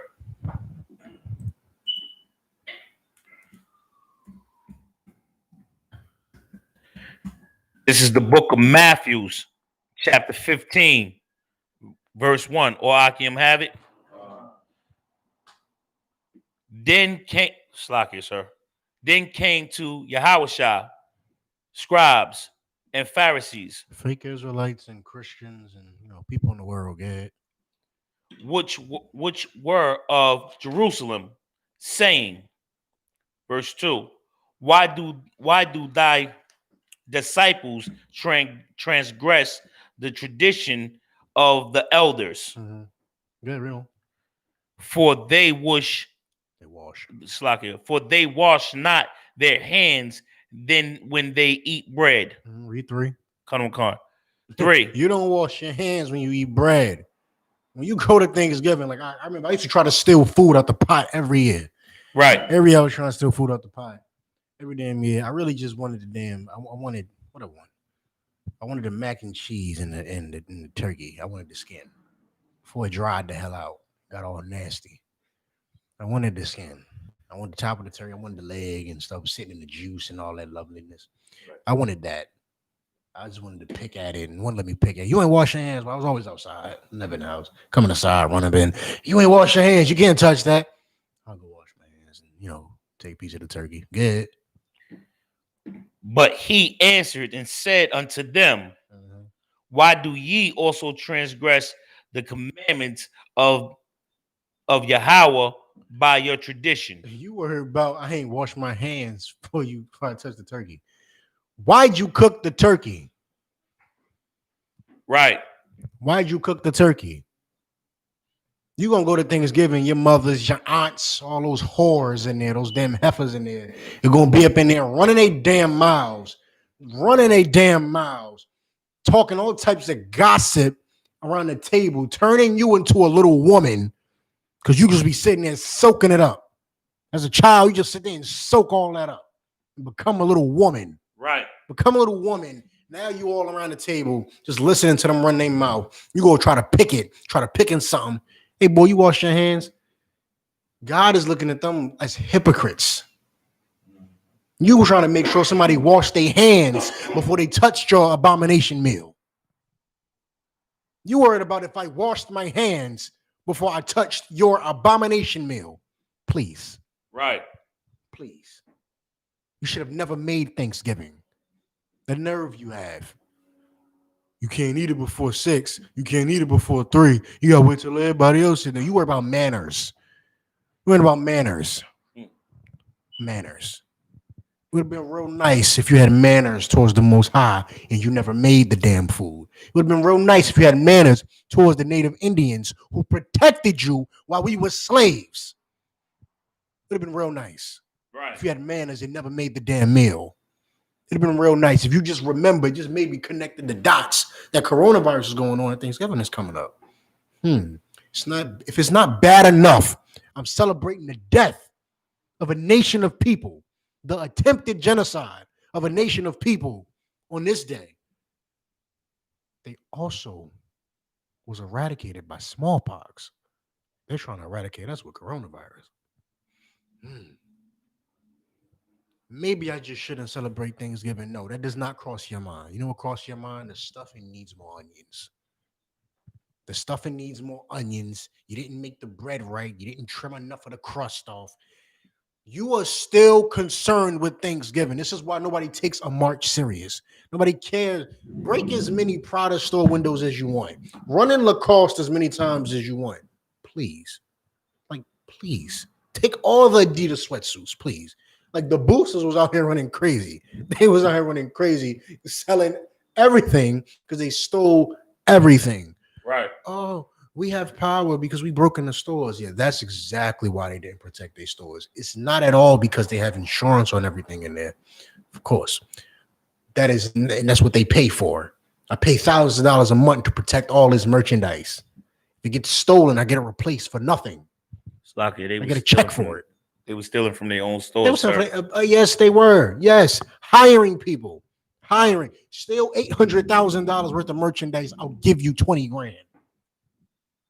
I'll give you 20 grand if you run in my store on camera, hide your face, and steal $800,000 worth of watches. I'll get all 800,000 back.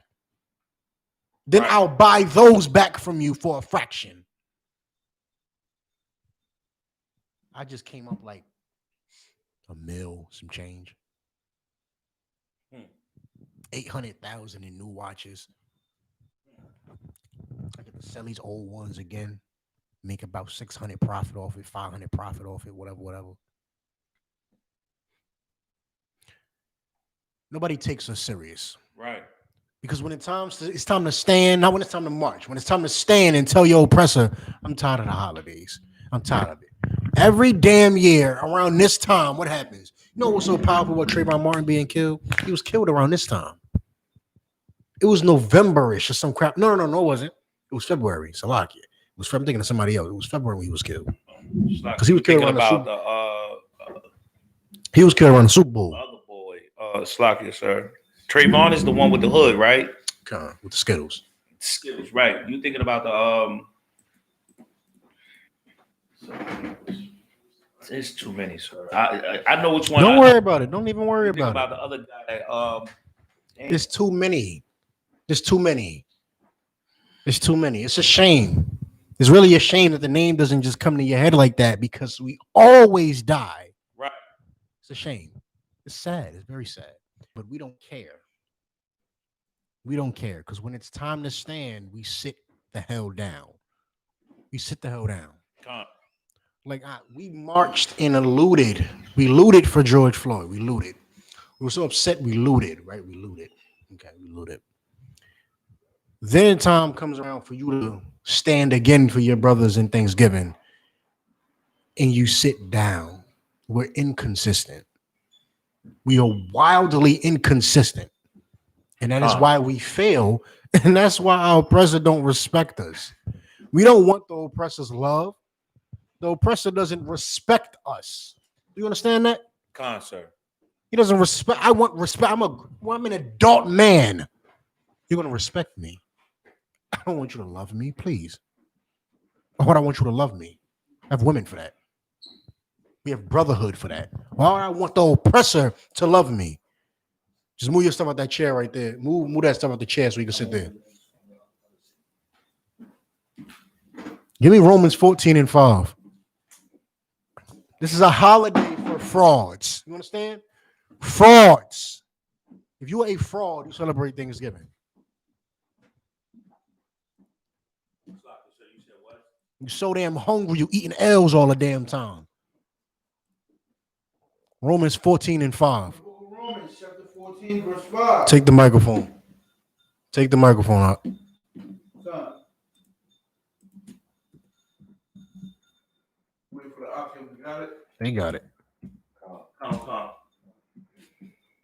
One man esteemeth one day above another. One man esteemeth one day above another. Good. Another esteemeth every day alike. Another esteemeth every day alike. Let every man be fully persuaded in his own mind. If you aren't convinced by what the I.S.U.P.K says, please go and celebrate Thanksgiving. Please go celebrate Thanksgiving. Please. Let every man be convinced in his own mind. Thanksgiving is no different from the day before or the day after it. It is another day in America where you are subject to death. It is another day in America where you think you have help. You have friends. You have a day off from hell. You think Thanksgiving is a day off from hell.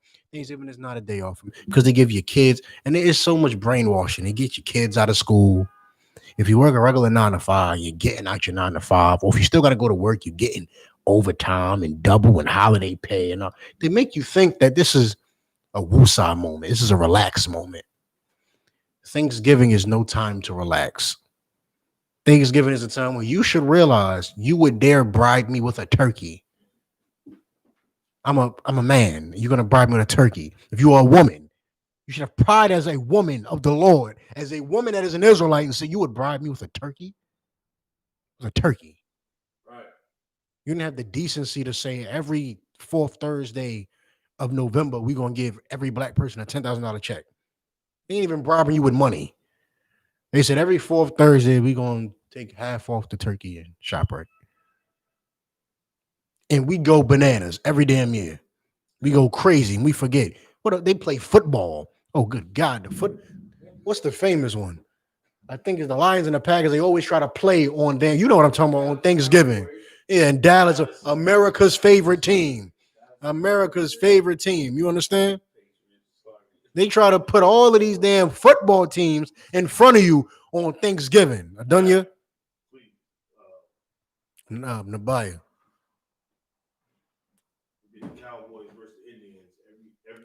Every damn Thursday. Get a Most High round of applause because he made Washington change their name. Washington got to change their name for the Redskins. Y'all know they named Redskins after the Indians.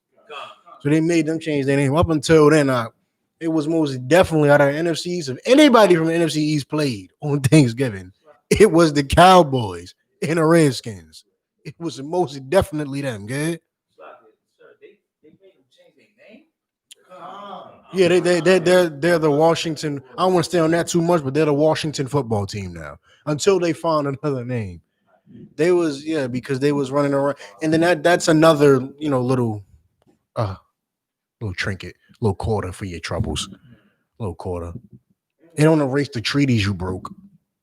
It don't erase the smallpox. It don't erase none of that, But we called it the Redskins for 40 years, 50 years.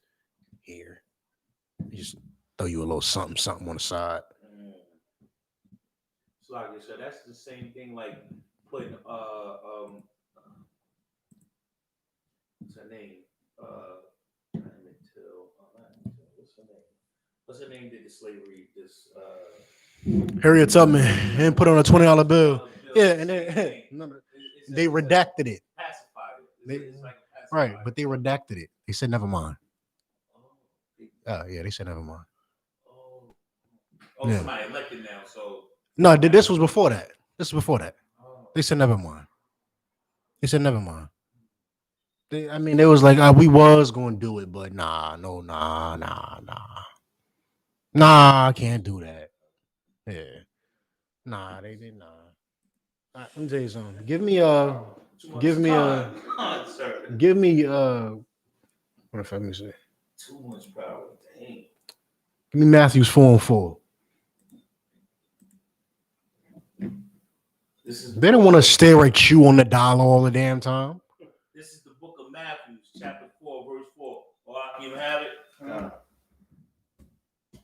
But he answered and said, it is written, man shall not live by bread alone. It's just food. Read it again.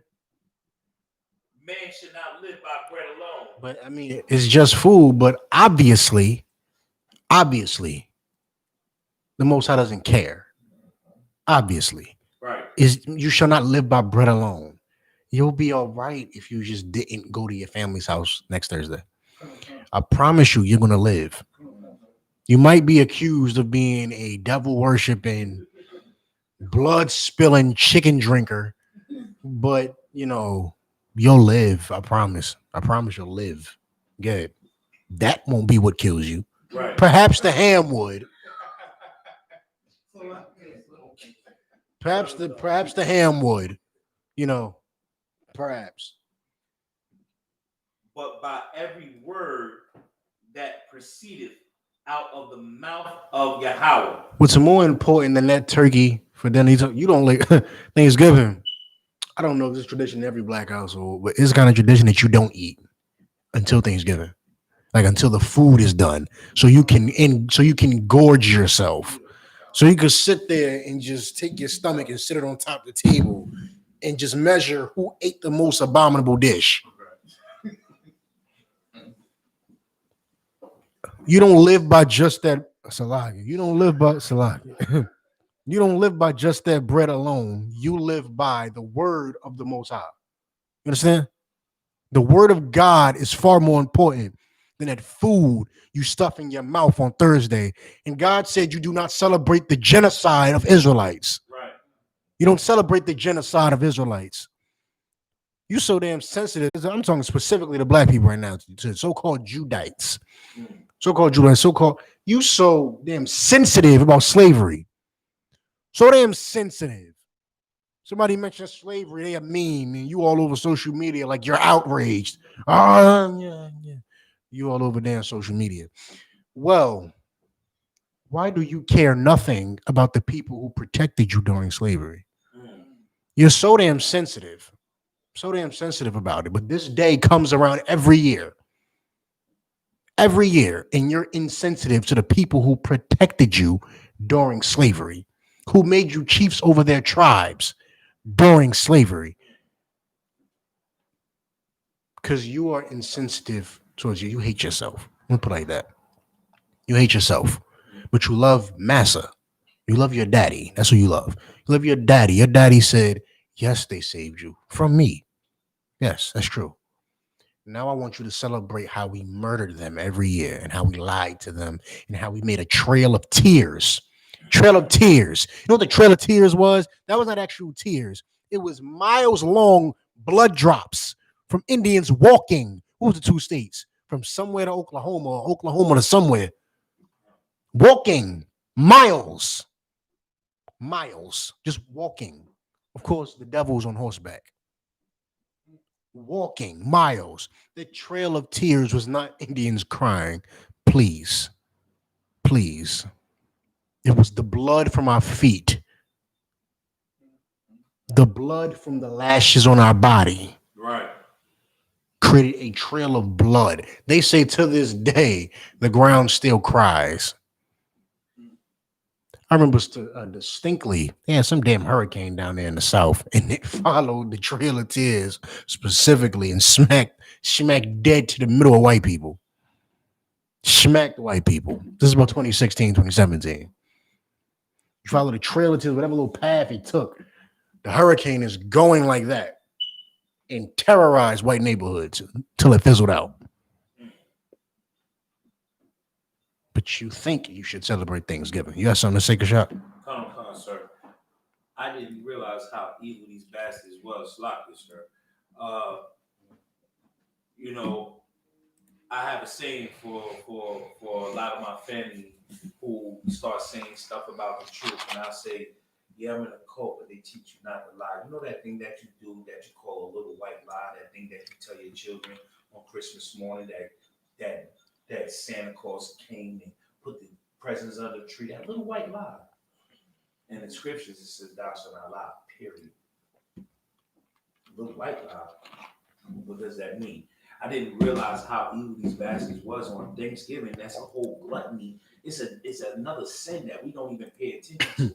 Everybody don't eat until it's time to eat, and then gorge and just be disgusting and deal with this gluttony thing.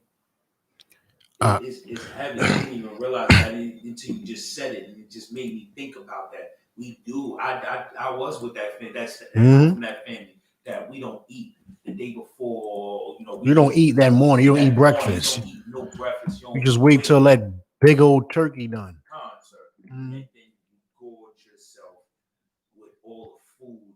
And it's a movie on Netflix about it's like a plate, not a plate, a big. I know you're talking about platform. Count on car, sir. And it says that it can't get to the bottom. It can't get to the bottom. It's no food by the time they get there. By the time they get to the bottom, it's no food because everybody is fat, greedy, and selfish. And then they also, I know you're talking about, and then those people spit on top of the plate as it leaves their platform for the next people to eat their spit. I didn't watch the movie, sir. You didn't watch that? They spit. They spit on top of the plate. So there's one big, they're in prison, and there's one big plate. There's one big plate. And everybody, if you on the first level, the levels switch every month or something like that. You on the first level, it's just glorious.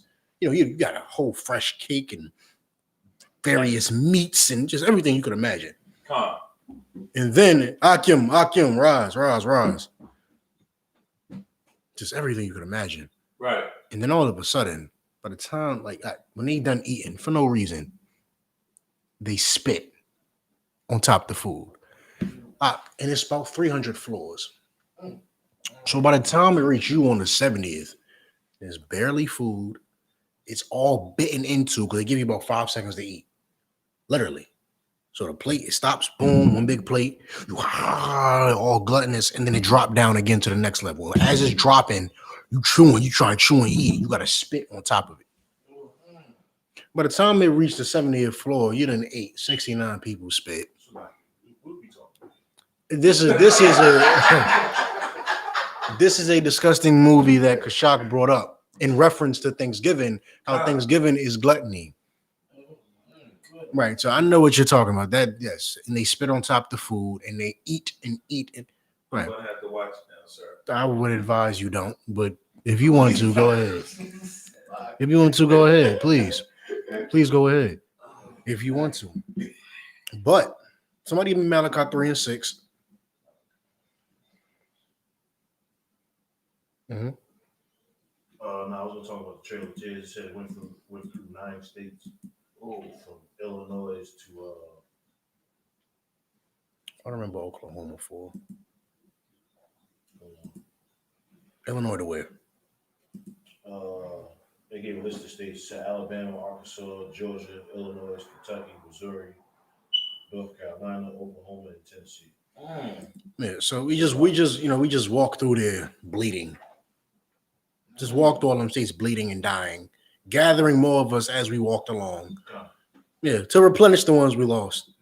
So by the time you start in this state over here, you got 100 Indians. You get to the next state, you got 80, 70, right? We didn't die. You're walking. How do you expect me to walk state to state? Who the hell? State to state. So by the time you reach your third state, every original Indian from that first state is dead. They're dead. I done you. The Indian, well, let me give you a quick story real quick. I had seen a book by a lady from Choctaw tribe. What drew me to the book was the lady had her face. The lady had her face on the cover of the book, and it looked like my wife's grandmother. And she was a Choctaw Indian. Now, mind you, Michael Jackson comes from the Choctaw tribe. So the list of Indian nations was Cherokee, Chickasaw, Choctaw, Creek, Southeast Indian, and Eastern Woodland Indian. So when we think Indians, we normally think of just, long-haired, almost light-skinned people, or light-skinned to brown. Those are really black people. You know what I'm saying? Yeah, I mean, it was dark. Let me tell you something. People try to, tell you what you are by your facial features and all that, whatever. As far as what tribe you are, I'm not gonna get into all that. But there are plenty of people who you consider black who are so-called Native Indian according to their ancestors. Stand up, put some water on your face. Mama saw when you come out the bathroom, you follow him. So you said sloppy. So you said the book of Malachi 3 and 6. Oh, I can got it. oh, It's book of Malachi, chapter 3, verse 6. For I am the Lord, I change not, therefore ye sons of Jacob are not consumed. I am the Lord, I change not. There's no way you can add Thanksgiving to the Bible. You cannot add it. The Lord does not change, so the Bible does not change. Thanksgiving is nowhere to be found in there. You understand that? There's nowhere to be found, so you will never have a just reason for celebrating Thanksgiving. Give me 2 Timothy 3 and 16.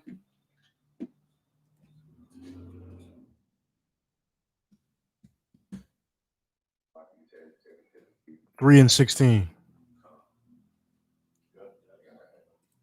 Oh, I can got it. All right. It's the book of 2 Timothy, chapter 3, verse 9. 16. 16. Book of 2 Timothy, chapter 3, verse 16. All scripture is given by inspiration of Yahweh So all of the scripture is perfect, good. and is profitable for doctrine, It's good to teach, good. for reproof, for correction, for instruction in righteousness. For instruction in righteousness. Every scripture is good to teach because it corrects you. So we brought out these scriptures to correct you from celebrating Thanksgiving. Right. If you still celebrate Thanksgiving after this, you cannot say nobody didn't tell you everything you needed to know about Thanksgiving. You understand that? And what Kashak said is so heavy about what you said about Christmas. What these holidays share in common is that if you leave the choice up to a woman, there's always a reason to celebrate them. Right. There's always a reason why a woman would have you celebrate Christmas or Thanksgiving, Mother's or Father's Day, while 4th of July, you just have to pop the damn firecrackers, or you just got to go to the damn cookout. And I cannot tell you how much men don't care. Men usually don't care about these holidays. Right. They usually don't.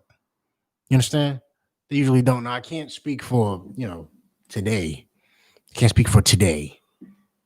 The fall of the black man is continuous.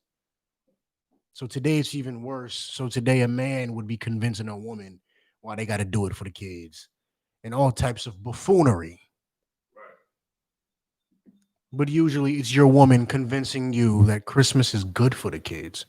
Thanksgiving it's just food. Go home and tell your rib we ain't celebrating Thanksgiving and watch all the excuses that come. All the excuses. First, is she was gonna brush it off. You tell her, man, God hate people that celebrate Thanksgiving, but and then walk off. She's gonna come back with excuses. She's not gonna come back and be like, okay, you're right. She's gonna come first. She's not gonna argue, and then be like, oh, God hate people that celebrate Thanksgiving, So, all right. She's gonna come back like it's just food. How God hate food? How God hate turkey? And to her, it makes sense. Right. It makes sense that, of course, the reason why he would hate Thanksgiving is because he hates turkey. Of course. That's obviously the reason. It can't be nothing else. It can't be the fact that this is genocide. It can't be none of that. It can't be like, imagine if slaves were universally known to have been slaughtered on March 1st. And every damn year, Hispanics and Native Indians celebrated Whip Back Day. How the hell would you feel?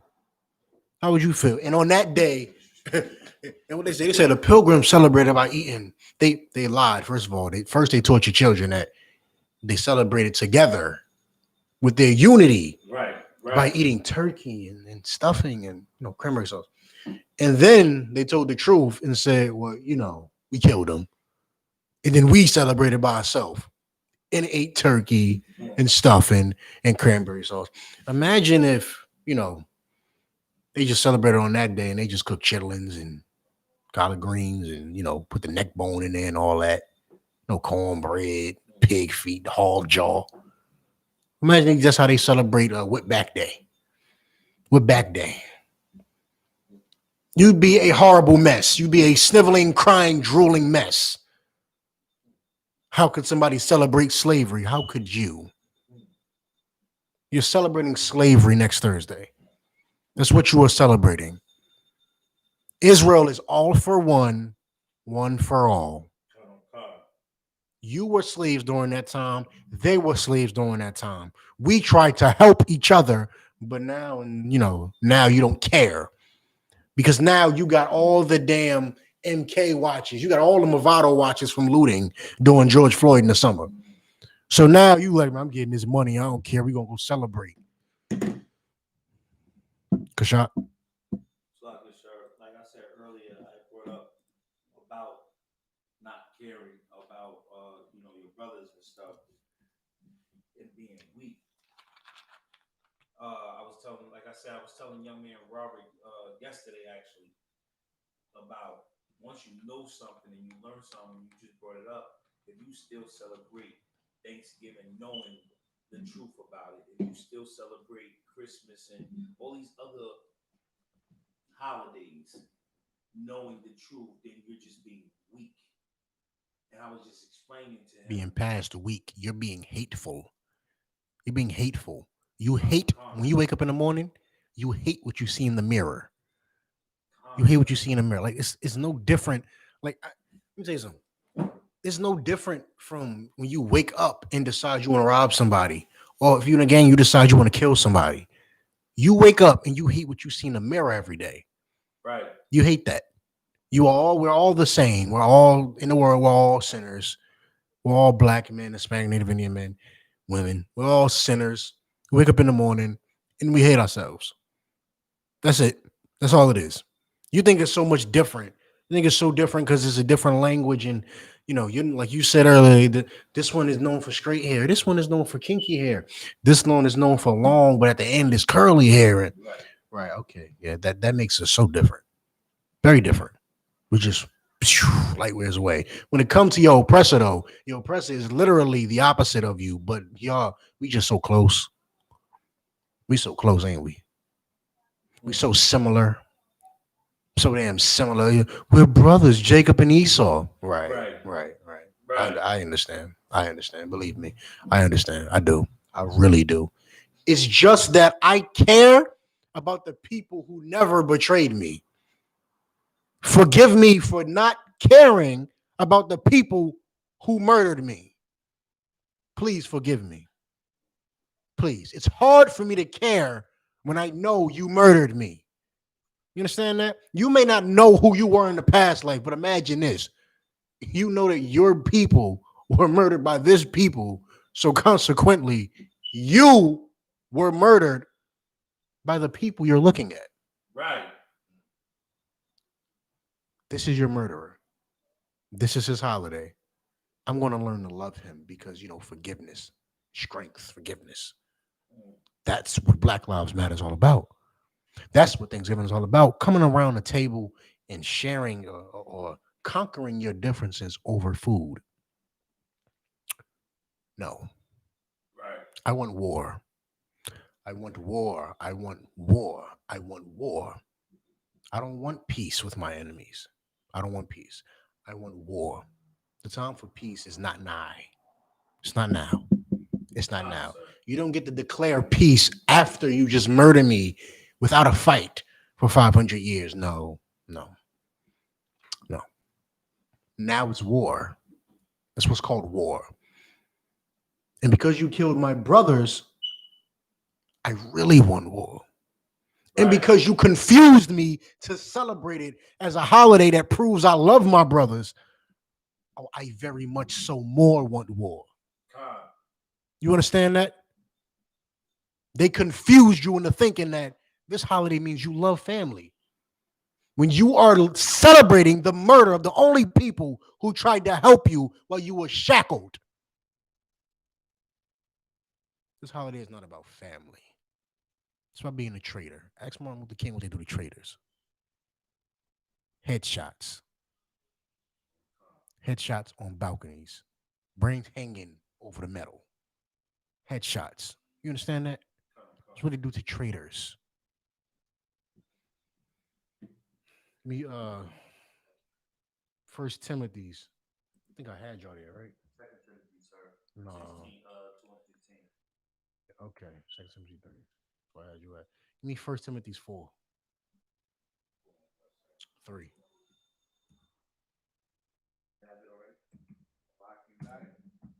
Ma, what's up? What on your face, Doc? What on your face, Doc? Yeah. Put some water on your face, Doc. Yeah. Come on, Akim. Bear with me. Ma, what's up? Yeah. Some water on your face, Doc.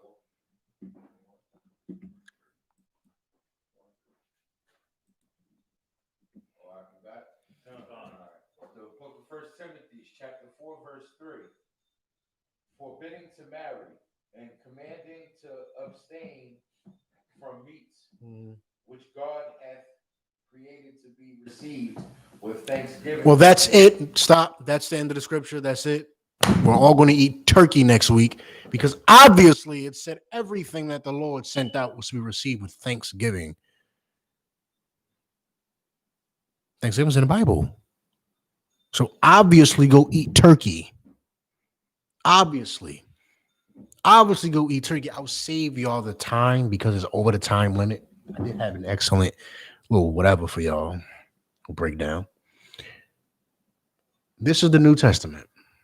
You can use the New Testament. You can use the Old Testament. Thanksgiving, translated in Greek or translated in Hebrew, the English definition is thank you. This says, receive it by saying thank you. Why did I bring this up? Because these are scriptures that Christians literally think, this and about the 8 other ones that say Thanksgiving, that verify Thanksgiving is in the Bible. It says, say thank you. In Hebrew, it literally says thawada. Literally, the word there is thawada. If thawada means eat turkey and celebrate genocide, what the hell have we been saying the whole time?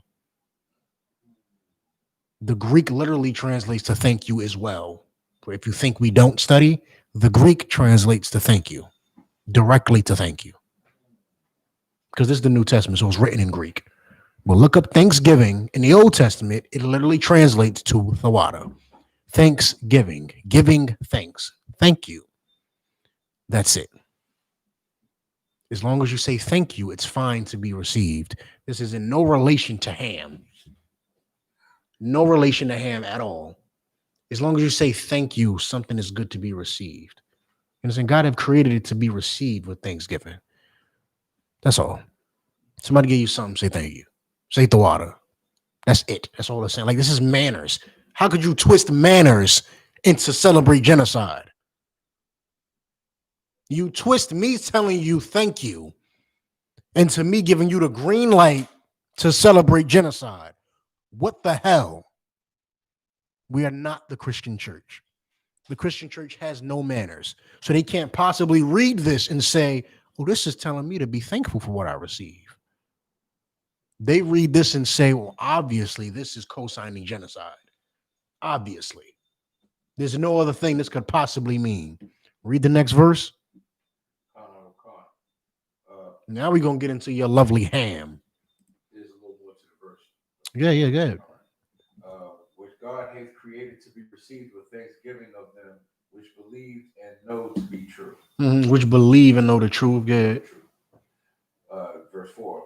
For every creature of God is good and nothing to be refused. Very briefly, because as much as we talk about turkey, ham is also a very big meat on Thanksgiving.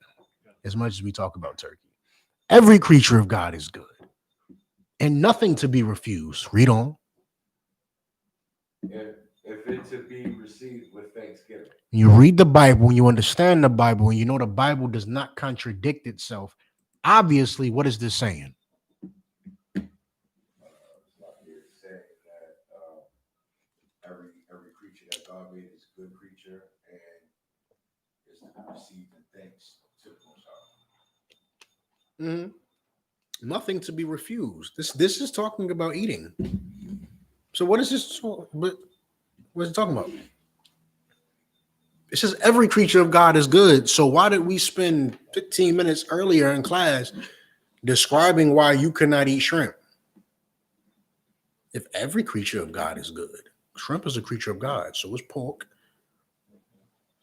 So I'm not confused. That's why we have the dietary laws in the book of Leviticus. That brother hand. You know what I'm saying? That is why you have the dietary law. The Bible is not a contradiction. Right.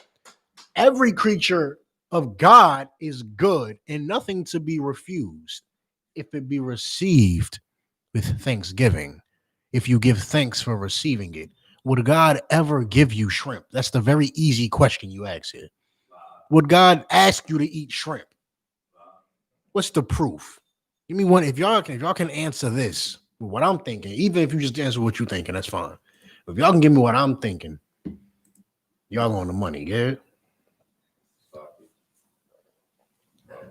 Because that's also in the book of Leviticus, under the dietary laws. But we're not to eat bottom feeders, anything of the bottom of the sea. If it has fins and a scale, it is lawful. But what about if you're starving? You know, like homeless people, they be needing ham. They need the ham because they're homeless. But they're homeless. They gotta starve to death. They gotta starve to death. The word of the Most High. Word of the Most High starve to death.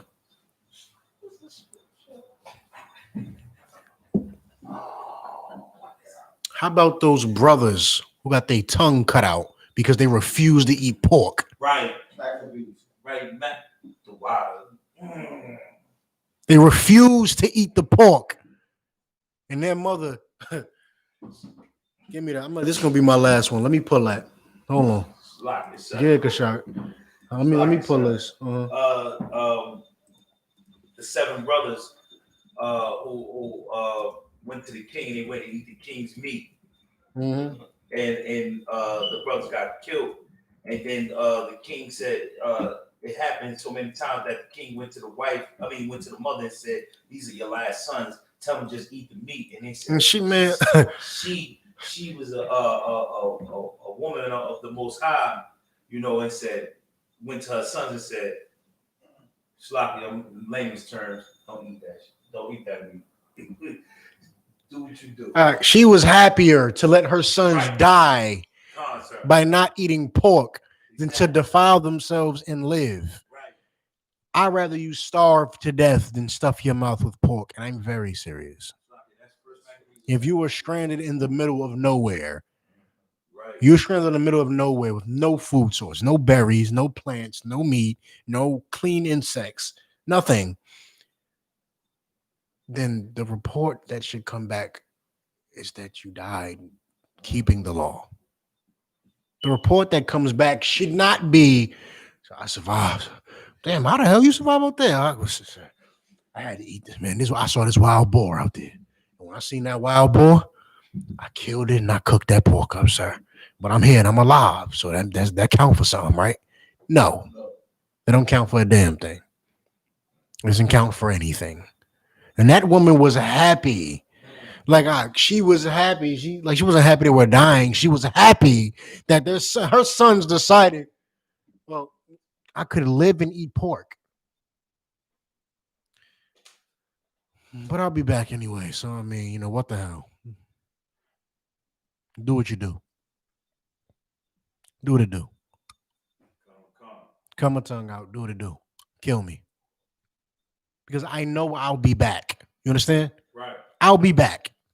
I'll be back and I'll be fine and I'll be able to die. And the legacy of that man, the legacy will live on. They're in the Bible.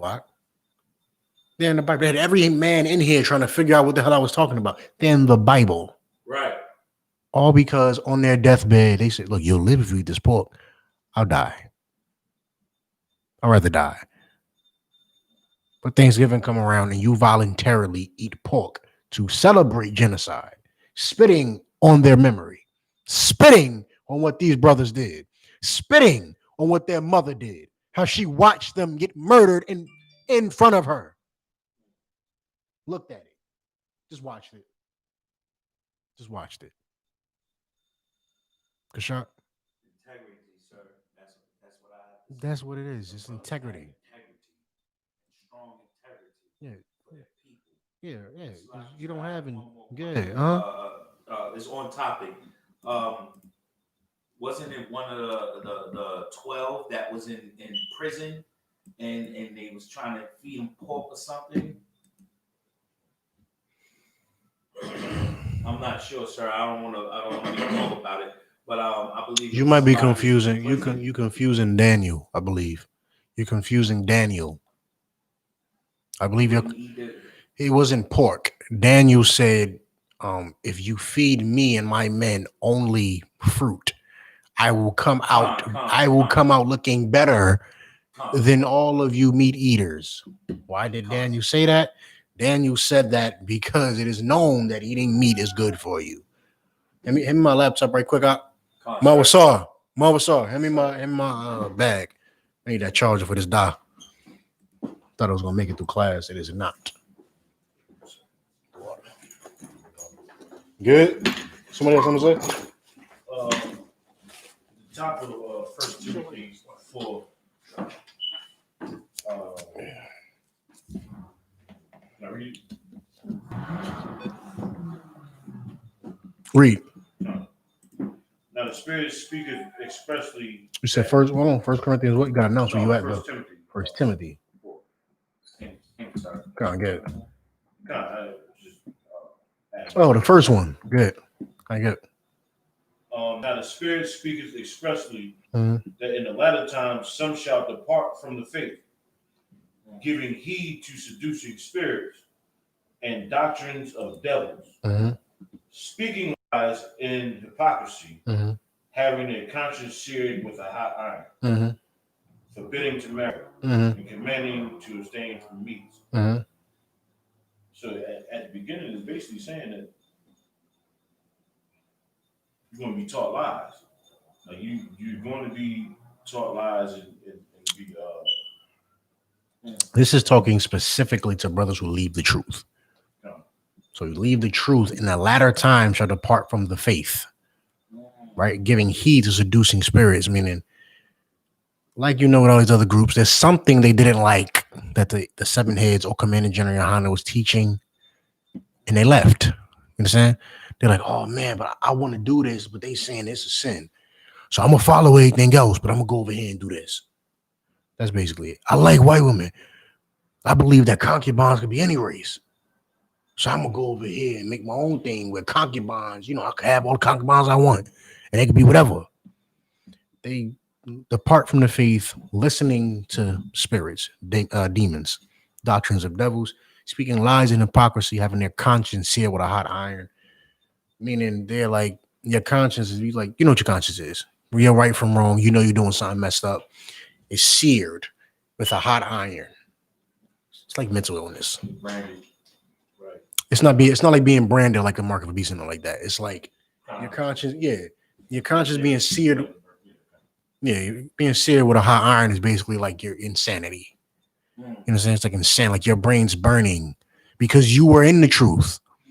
Every time you see us, your brain do a flip in your head.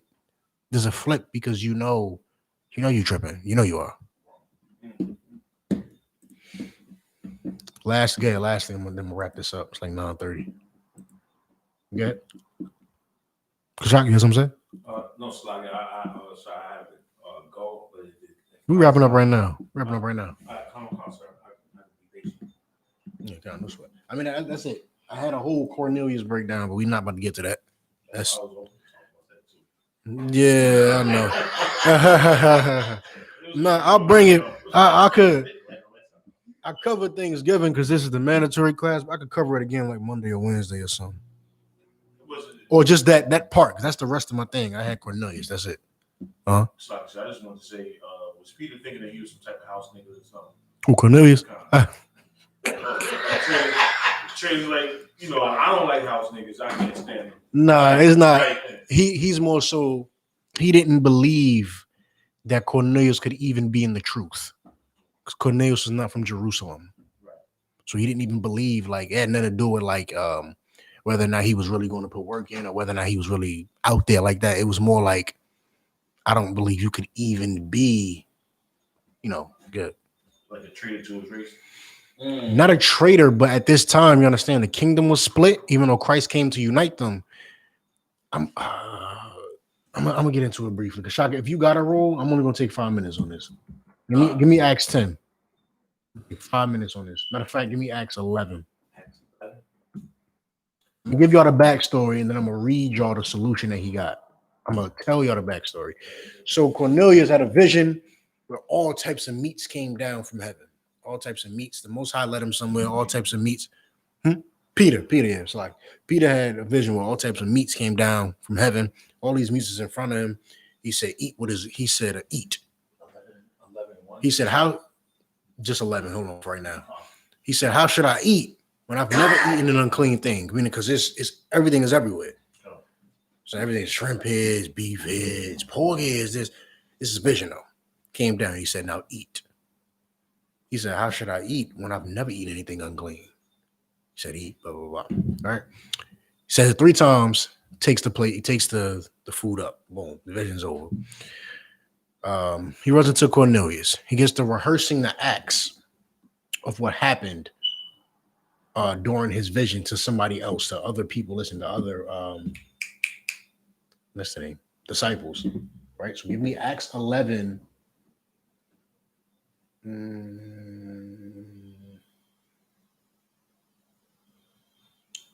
And 16.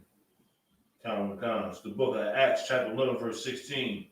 Then remembered I the word of the Most High. He remembered after he had this vision and he met Cornelius.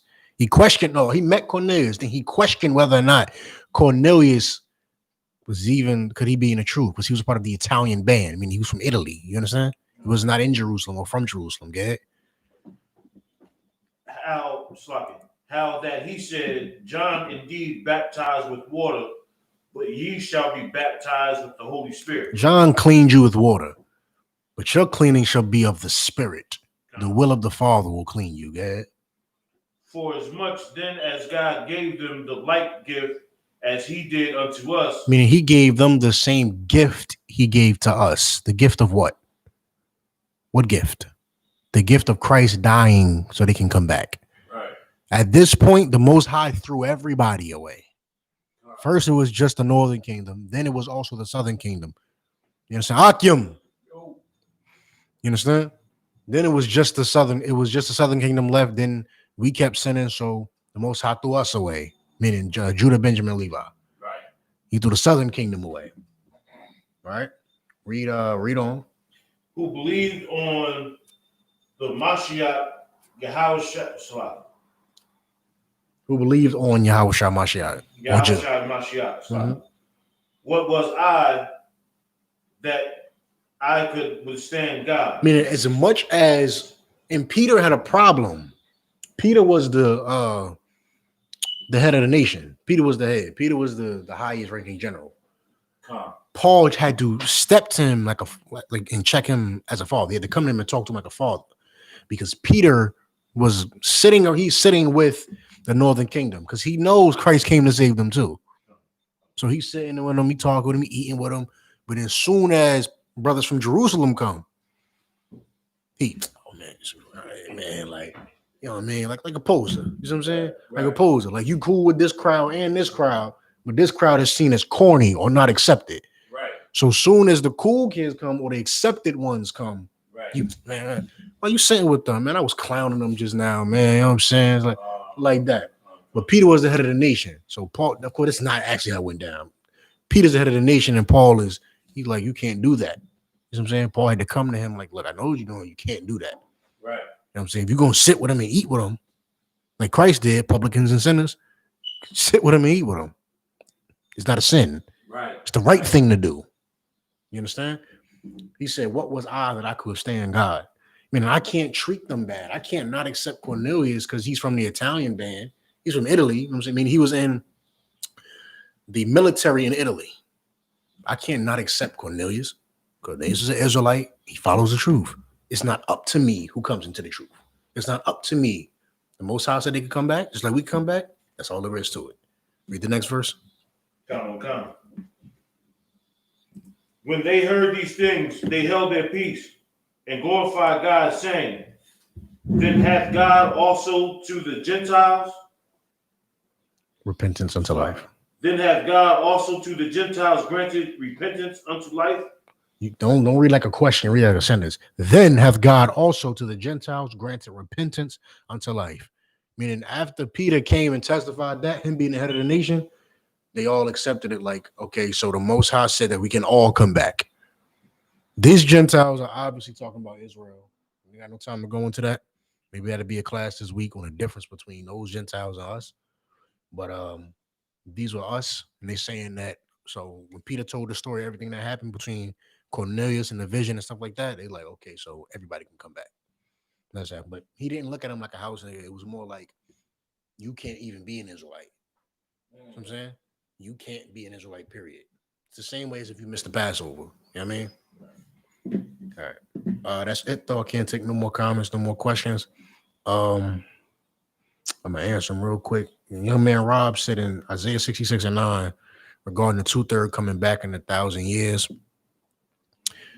You said how when it says we keep. I think the question you had at first was how is it if it's keep, it's going to keep like having children. There's Israelites who are dead right now whose spirit are not back on earth. The Most High sends you back when he feels like it. Right. Understand? So it's not like all the Israelites there are always at earth on any given time until you die. Then you go straight up there, then you go straight back. That's not how it works. He keep you up there for 1,000 years if you feel like it. You know what I'm saying? Which is what he's going to do. According to the scriptures, he's going to not send you back until the kingdom is established and you're going to be children in an established kingdom. All right. 1 second. Yeah, quickly. Then you will be forced to follow the laws. I mean, you could. All you're going to know is law, statutes, and commandments. Right. Instead of already serving the law, statutes, and commandments and being one of the 144 and or the 1/3. Well, the 1/3, they just gonna most just gonna have mercy on them. So like if you get killed or like God, you know what I'm saying, we don't want this to happen to nobody. We want us all to go into the kingdom. We want the Most High to repent from his decision and let us all go. However, if you come back into the kingdom and your spirit is just that of a sinner and then you just decide to sin, just understand the law is back in effect. That's it. The punishment of the law is back in effect. You understand? It ain't you forced, please. This is for you. We got free will. You're right. Please slip. Salakia. But he said Matthews 15:2 is a good one for figures. All right, no, okay, that's something. All right. With that being said, and the Israelite Majim.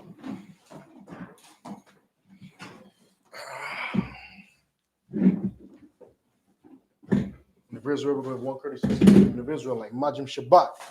Majim. Barak. Yahweh Shem Yahshua Barakatah. Dismissed.